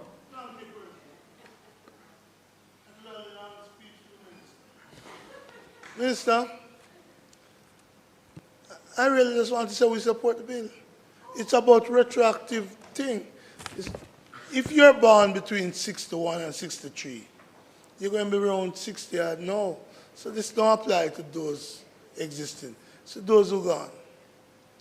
You know what struck me about 61 to 63? That's when I got my disability. It is a disability. To be one-eyed is a disability. And I'm so proud of myself and my achievement. And those who choose to condemn my physical state are sick. They need psychiatric treatment. So, we support this. And we too support the great public servants. This is making lawful things that was done unlawfully. They don't need to go to the Constitutional Court for this. Like those young people who were arrested and lose their job and put in prison. I finished, no, my president. But I just thought, you see, let me tell you, President, I'm so proud of myself. Lambert, you and I were at school together, you know. Correct. It is good that we can and when point. I was at it is GC good. with you, It is good I that was we. one-eyed. It is good that we can so if point. man come cost me, but my one eye, no. It is good that we can point to people who we went to school with. Yeah, so and I'm proud to know that you are one of those. GC, walk up a door. I mean, I have one eye. And I'm going to cost me not 2025, but my one eye. It's all right, Senator God bless him. Minister, we support the bill.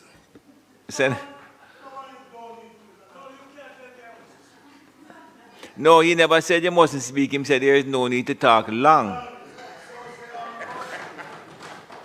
No, I'm President. Listen, one of the reference that I want to make in this is, yes, it is correcting a flaw that had taken place to protect a group of workers, especially against the background where it allows those group of workers defined under the period to leave on the retirement with full benefits. And this is the time when you really need the full benefits. One of the key things about it is that if workers were on, you're on the pre-retirement leave, and I have my own concern about those persons who have been forced on pre-retirement leave. Forced by the government? I never said forced by the government. In general, this gives them the opportunity to continue in their employment for a defined period. Yeah? President, it is a major correction, but one of the things that we have to look at as a country is our employment policy in extending the retirement age. Because there are a number of workers who may not have planned for retirement, who would have retired at age 60, but would not have amassed relative savings to support that retirement. And so that extension of moving to age 65 give them a further benefit to continue in employment to earn. It also provides continuous institutional knowledge, because some of those workers have that kind of institutional knowledge that they still can impart in the sector, be it public or private. Now, we have to make provisions for workers entering the workforce, but we also have to make provisions for those who are leaving the workforce. And oftentimes, President, they leave the workforce and they are being challenged with the harsh realities of not properly preparing for that kind of exit. Where they face things like drastic income reduction, an inability to cover medical expenses, and sometimes they have to rely on the state and other family members. And President, the emotional and mental strain on these individuals is cause for concern. You have those also, and I want to recommend that as a country, we start promoting more pension schemes and more retirement schemes. Some things that we really don't talk about, we really don't encourage, and, there's a financial institution that had an employee for many years on contract, and she was not able to contribute to the pension scheme because she was on contract. In the last few years, about 7 years, she contributed. And when the retirement was effected, her pensionable amount was calculated only less than $10,000 for the month. The mere fact that for years she was on contract and was not able to contribute to a pension scheme. And so these are things that we really have to look at in the protection of these kinds of employees. You also have those who may join a scheme late. The latter years of their lives. They join a scheme when they are age 45. We have to think about things that, what can protect those employees who join late? Like, how we can have accelerated contribution options to boost retirement savings. How we can have employers partially matching those late joiners. And one of the things we have to do, President, is that we have to promote an education around saving for retirement. People who come into the workforce, you can't tell them about pension or saving. They're not inclined to do so, but we have to educate them. And I've seen many workers who would have gone on retirement and cannot meet their daily well-being. So, President, I'm in support of this legislative change. It's a reaffirmation of our principle as a government to respect dignity and to improve the well-being of the labor force. You know, that's why we must choose Jamaica.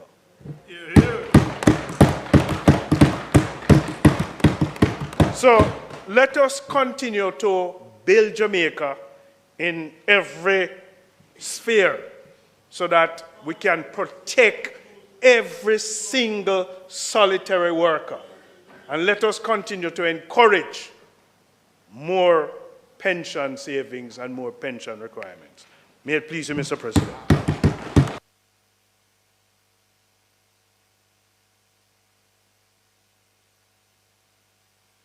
Thank you very much, Senator Gale. Senator Morgan? Oh, sorry.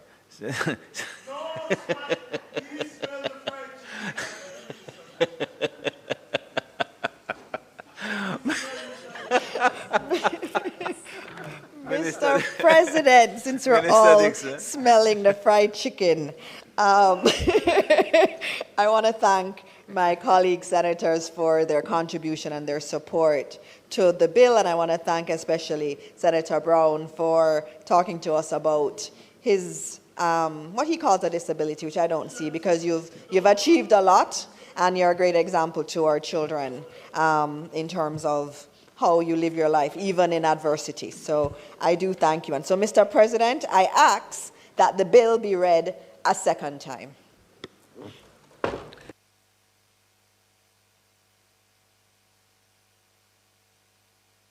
Thank you very much, Minister. The question is that the bill be read for a second time. Those in favor?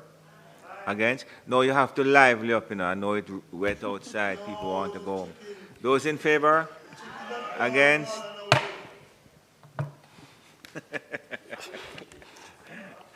An act to amend the Pensions Public Service Act to provide public officers who were born between August 1, 1961 and February 28, 1963, the option to retire before they attain the age of 65 years and to receive any pension, gratuity, or other allowance due and payable to them, and to validate and confirm as lawful all actions taken or omissions made by any person in relation to the granting of normal retirement during the period commencing April 1, 2018, and ending on the date of operation of this act, and for other connected matters read a second time. Thank you very much. The Senate will now resolve itself into a committee of the whole Senate to consider the bill clause by clause. Thank you very much. Members, with the concurrence of both leaders, I put clauses 1 to 3. Those in favor? Against? I put the title and enacting clause. Those in favor? Against? The questions that I do report the bill as having passed committee stage without amendment. Those in favor? Against?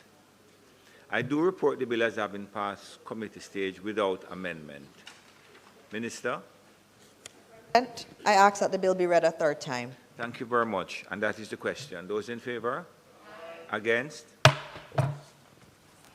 An act to amend the Pensions Public Service Act to provide public officers who were born between August 1, 1961 and February 28, 1963, the option to retire before they attain the age of 65 years and to receive any pension, gratuity, or other allowance due and payable to them, and to validate and confirm as lawful all actions taken or omissions made by any person in relation to the granting of normal retirement during the period commencing April 1, 2018, and ending on the date of operation of this act, and for other connected matters read a third time and passed.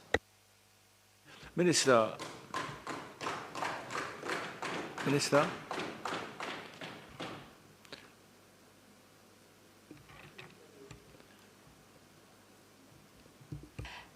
Mr. President, we have had an excellent day today, and except for one outburst. I won't get into the details, but who had the outburst? Won't right? get into Mr. Bunting, man. Won't get into the details, But Mr. President, we are at the time of the notice of motion for adjournment. And Minister, I spoke with the minister. we have had a significant occurrence today in respect of which I believe there was an outburst. And without going further, noting that undoubtedly the Minister of Information will make an official statement known to the public, I do wish to say that it is the work of this Senate, this side, that has been committed to ensuring that the security forces have had the tools which they needed to put us in a position to achieve the successes which are being had today. So we respect the ruling of the court. We respect the ruling of the court. We respect also that a part of this democratic system and our justice system also exists the right of appeal.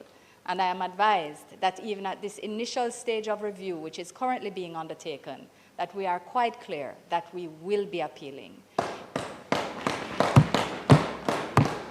So, Mr. President, I will not say any further on this matter, save to say that it is not attended, it's not intended to do any further business today. Thank you. Our colleague, Senator Sapphire Longmore, had indicated that she was going to make an intervention with respect to the family. You're going to do it, or you? Mr. President, let us proceed with that matter now. Yes, she's Thank going you. to be very brief, and then I think Senator Fraser-Binns, you are going to respond? Thank you. Thank you, Mr. President. And yes, I'll be brief. I know the KFC is calling. Yesterday was recognized as the International Day of the Family. And I thought it very prudent for us in this chamber and also for Jamaica to join in that recognition officially.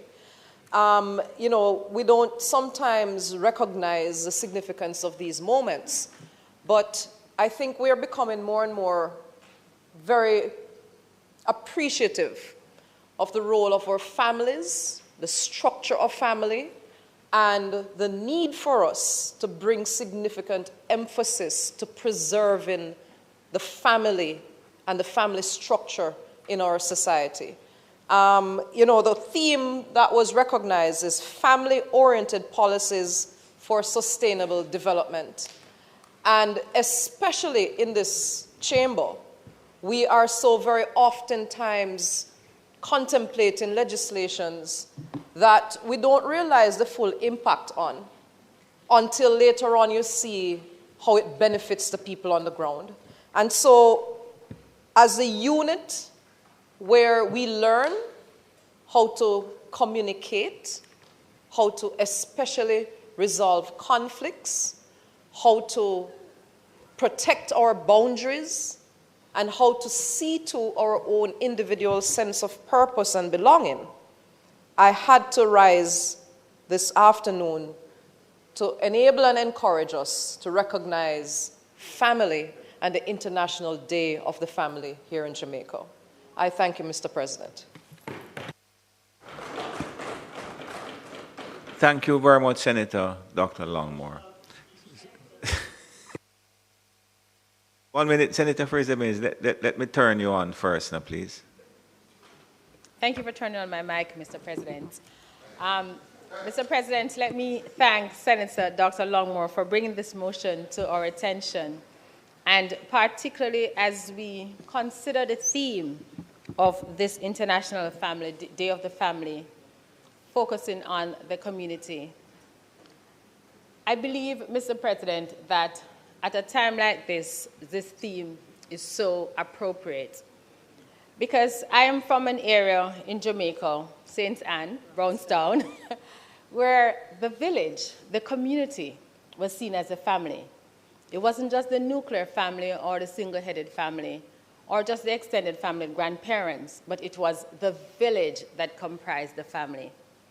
And as a country, we have strayed significantly from that rich tradition that helped to define us.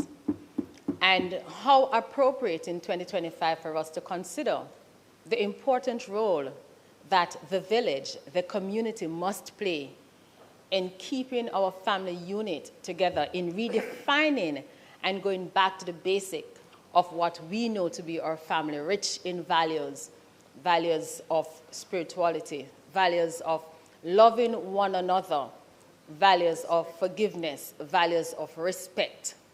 And I think if there's ever a time that a country needs those values, this is a time.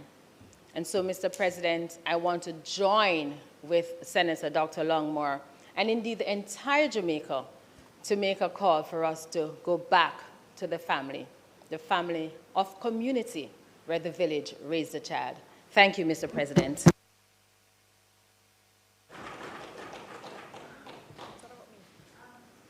No, I wish to speak on the motion. Oh, sorry.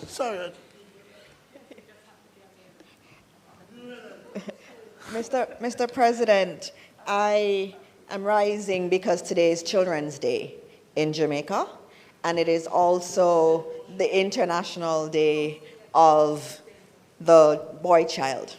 And yesterday, as Senator Longmore said, was the International Day of the Family. And all of them really come together. And Mr. President, on this weekend, so many of us were in mourning because of the murder of 9-year-old Kelsey Ferrigan. It was really very sad, and it brings all these things that we've spoken about today to the fore. Families, what are our family values? What are we teaching our children? It brings together our Children Day today, where we're supposed to be celebrating children. And it brings together our boy children. What are we teaching our boy children? The prevalence of sexual violence against women is extremely high. And it is extremely high against our children. It is a big issue. As I go around to the schools, the guidance counselors are saying that there are so many incidents of young girls coming to them and talking about the abuse that they are facing in their homes and in their communities. And too often, we bury our heads in the sand because we don't want to accept that we have not done the work, especially with our boys, to understand respect for women. And it is something that we have to commit to. And this Child Month, the theme is about stopping abuse, stopping the abuse of our children. And it is real. Our children are in very abusive situations in our country.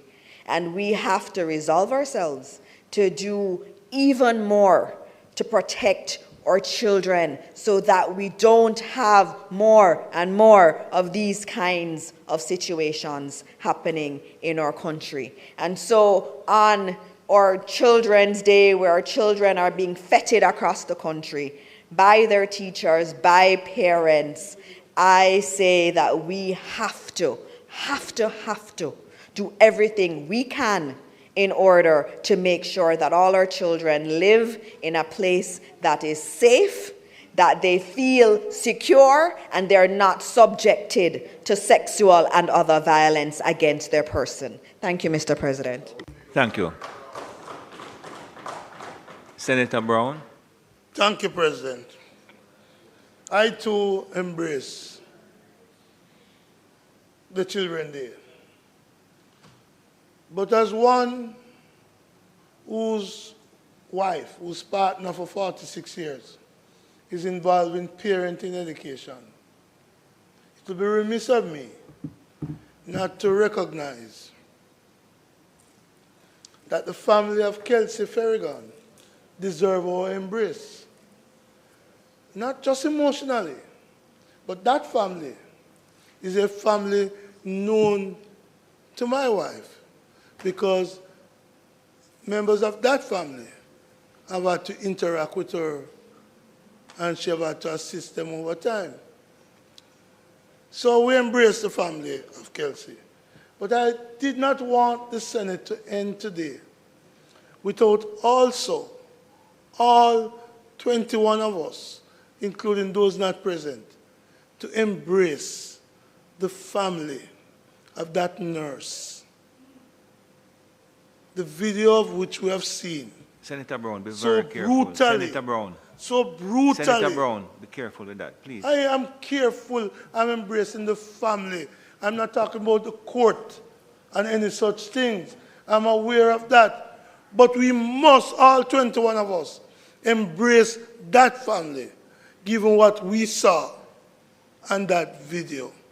My sympathy goes out to that nurse. Okay. And you asked me to be careful, Yeah, it's okay. President? But you were, so I appreciate it. No, I just want to say one thing. Once upon a time, I said something in the Senate, and I'm going to say it again. But rest assured, as I said then, my views are my views. And some of the beasts that exist in the society need to be dealt with in a certain way. May it please you as we embrace these families. Thank you very much. Anybody else wish to say anything? Just to say, just before you get up, Minister, I certainly support all the sentiments concerning the celebration and recognition of the family and the children, and specifically our boy children. I accept everything that was said by Senator Longmore, Minister Morris Dixon, Fraser Binns, and some of what Senator Brown says. I just want to bring to your attention before you go that our clerk was recently invited by the Commonwealth Parliamentary Association to visit the Trinidad and Tobago House of Assembly and to assist the CPA benchmark exercise similar to what was done in our Parliament here. And the CPA has a program of benchmarks for parliaments throughout the Commonwealth, and it's a comprehensive self-assessment.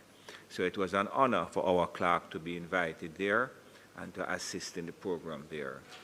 It is expected that the experience which has been gained with this international exposure will demur to the benefit of our Parliament as we continue to see our administration being improved and brought into the modern sphere of conducting business of parliaments.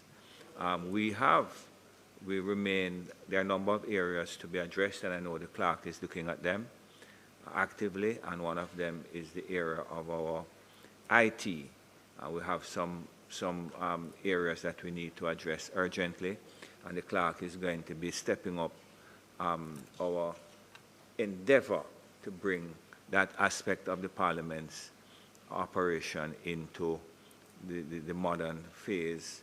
You'll notice that we're still having some issues with the television, the internet, and so on, but we are addressing those. But I would ask the Senate to just recognize the clerk for the attempts that have been made to really bring our plant up to date. Thank you, Madam Clerk. Minister? We add our voice of appreciation and commendation to the clerk and encourage her in her engagement with the Commonwealth and other parliamentary networks, which undoubtedly create an ecosystem that helps to support us all in our developmental processes. And I also want to, as we bring this Senate to a close, just end on the rare note of my agreement with Senator Brown. The embracing of both families. It has occurred before, but it is indeed rare. It is indeed rare and precious. But Mr. President, just the embracing of both families sadly and regrettably fits within our marking of International Families Day. So I want to thank Senator Longmore for having raised the issue. I want to thank Senator Morris Dixon for having contributed and sensitized us on the issue of the International Day of the Boy Child and raising poor Kelsey's soul to the attention of the Senate, but indeed to place our sentiments on the Hansard, because it's a day, I tell you, it's the the feelings that we have about these issues. As we're senators, we're leaders, we are government and opposition representatives, but we are people. We are human beings at the start, and if anybody doesn't feel when they hear and see the reports that have just been present in our traditional and social media, both matters. You don't have a heart. You don't have a heart if you are not moved by these issues. And the reality is that some have become numb. Some people have become numb to these difficulties. And I very much appreciate the passion that Senator Morris Dixon brings to this space.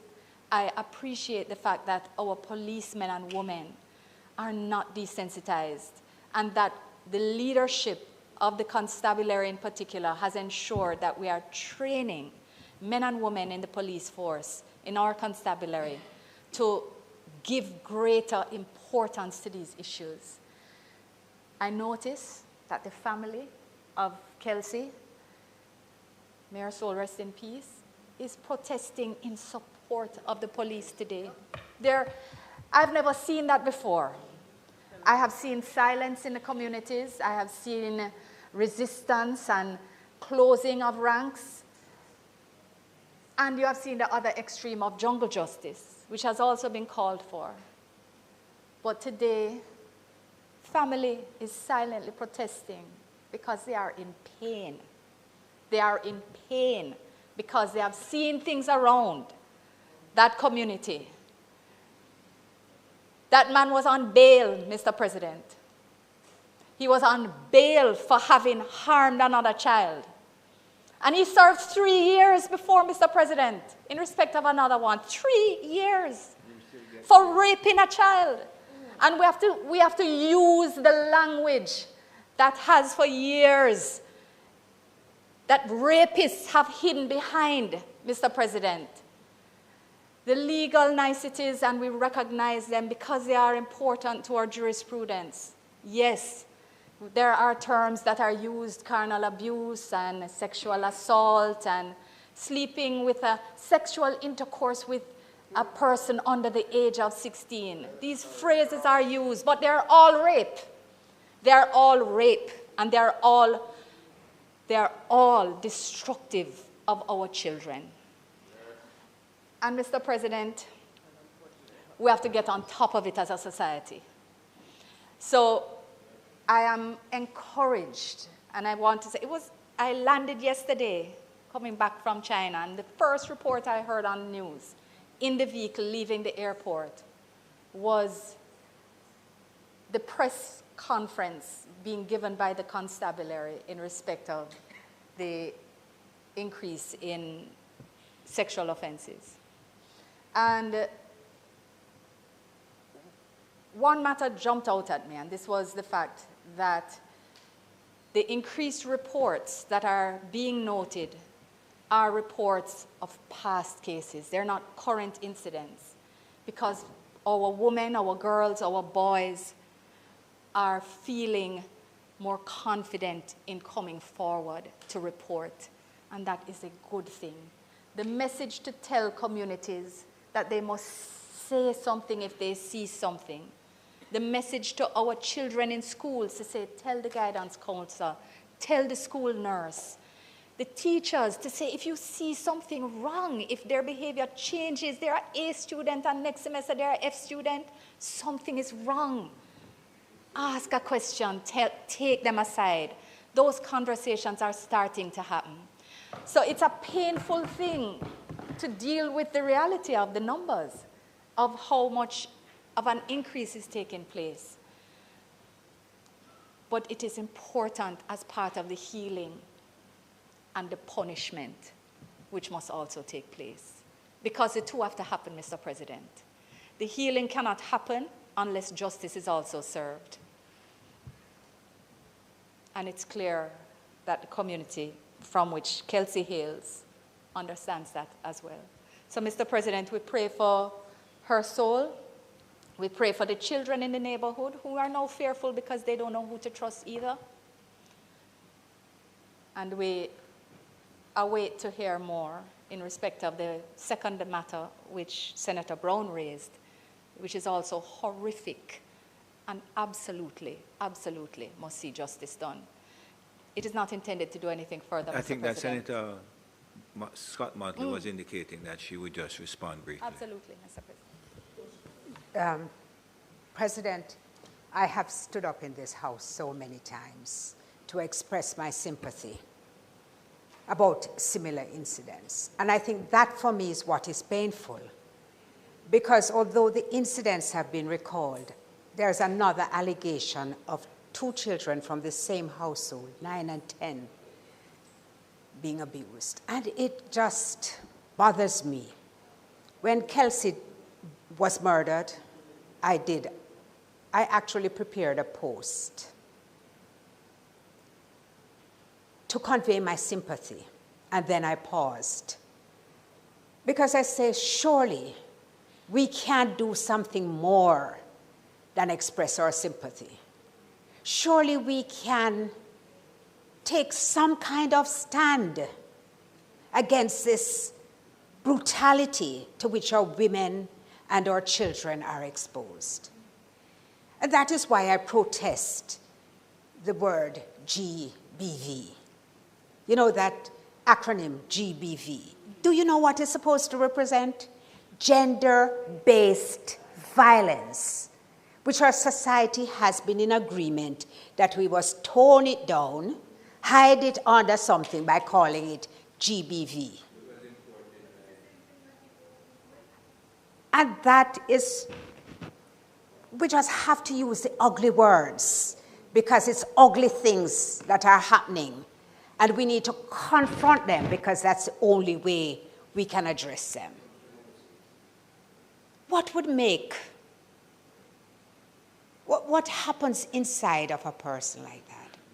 And Senator Johnson Smith, we know that during the period of COVID, it stoked, it fomented that worst part in an individual. We know that the incidents of abuse of women and children escalated. We have to find a real way, I think, that will minimize the need for us to keep on coming back and showing how we feel. Because I know how you feel, I know everybody in here how they feel. But I remember that last year we felt the same way. So this really is a call for all of us to try to identify, and I know you have it on your mind, Senator Longmore, to identify the steps which we need to take against abuse generally, and to put in place stronger legislation to address what is happening to our women and children. We have a domestic violence joint select committee which has not met. We need to look at the penalties, strengthening the penalties for those who abuse and hurt children rather than focusing on well, and the two of us are in agreement. But what we are doing is punishing children who offend with higher mandatory sentencing. We need to pause and look at that. We need to, yes, but we need to look at cause, causation, and responsibility in the society. And so I embrace the family of Kelsey. She bears my niece's name. I felt an additional pang because it was like my Kelsey. We have to give these women some support beyond just the words that we express. I stand with the women who are abused. I stand with the children who are hurt. We all stand with them. But now we need a call to action. Thank you, Mr. President. Minister Johnson Smith. Mr. President, I ask that the Senate be adjourned for a date to be fixed. Member heard the question. Those in favor? Against? This Honorable Senate now stands adjourned. May I thank the members of the staff who have been with us and ask that you proceed home carefully in view of what I understand is to be some torrential rain outside. And especially you, Mr. Sinclair, who has, oh, no, because they drive together, you know, you don't know that.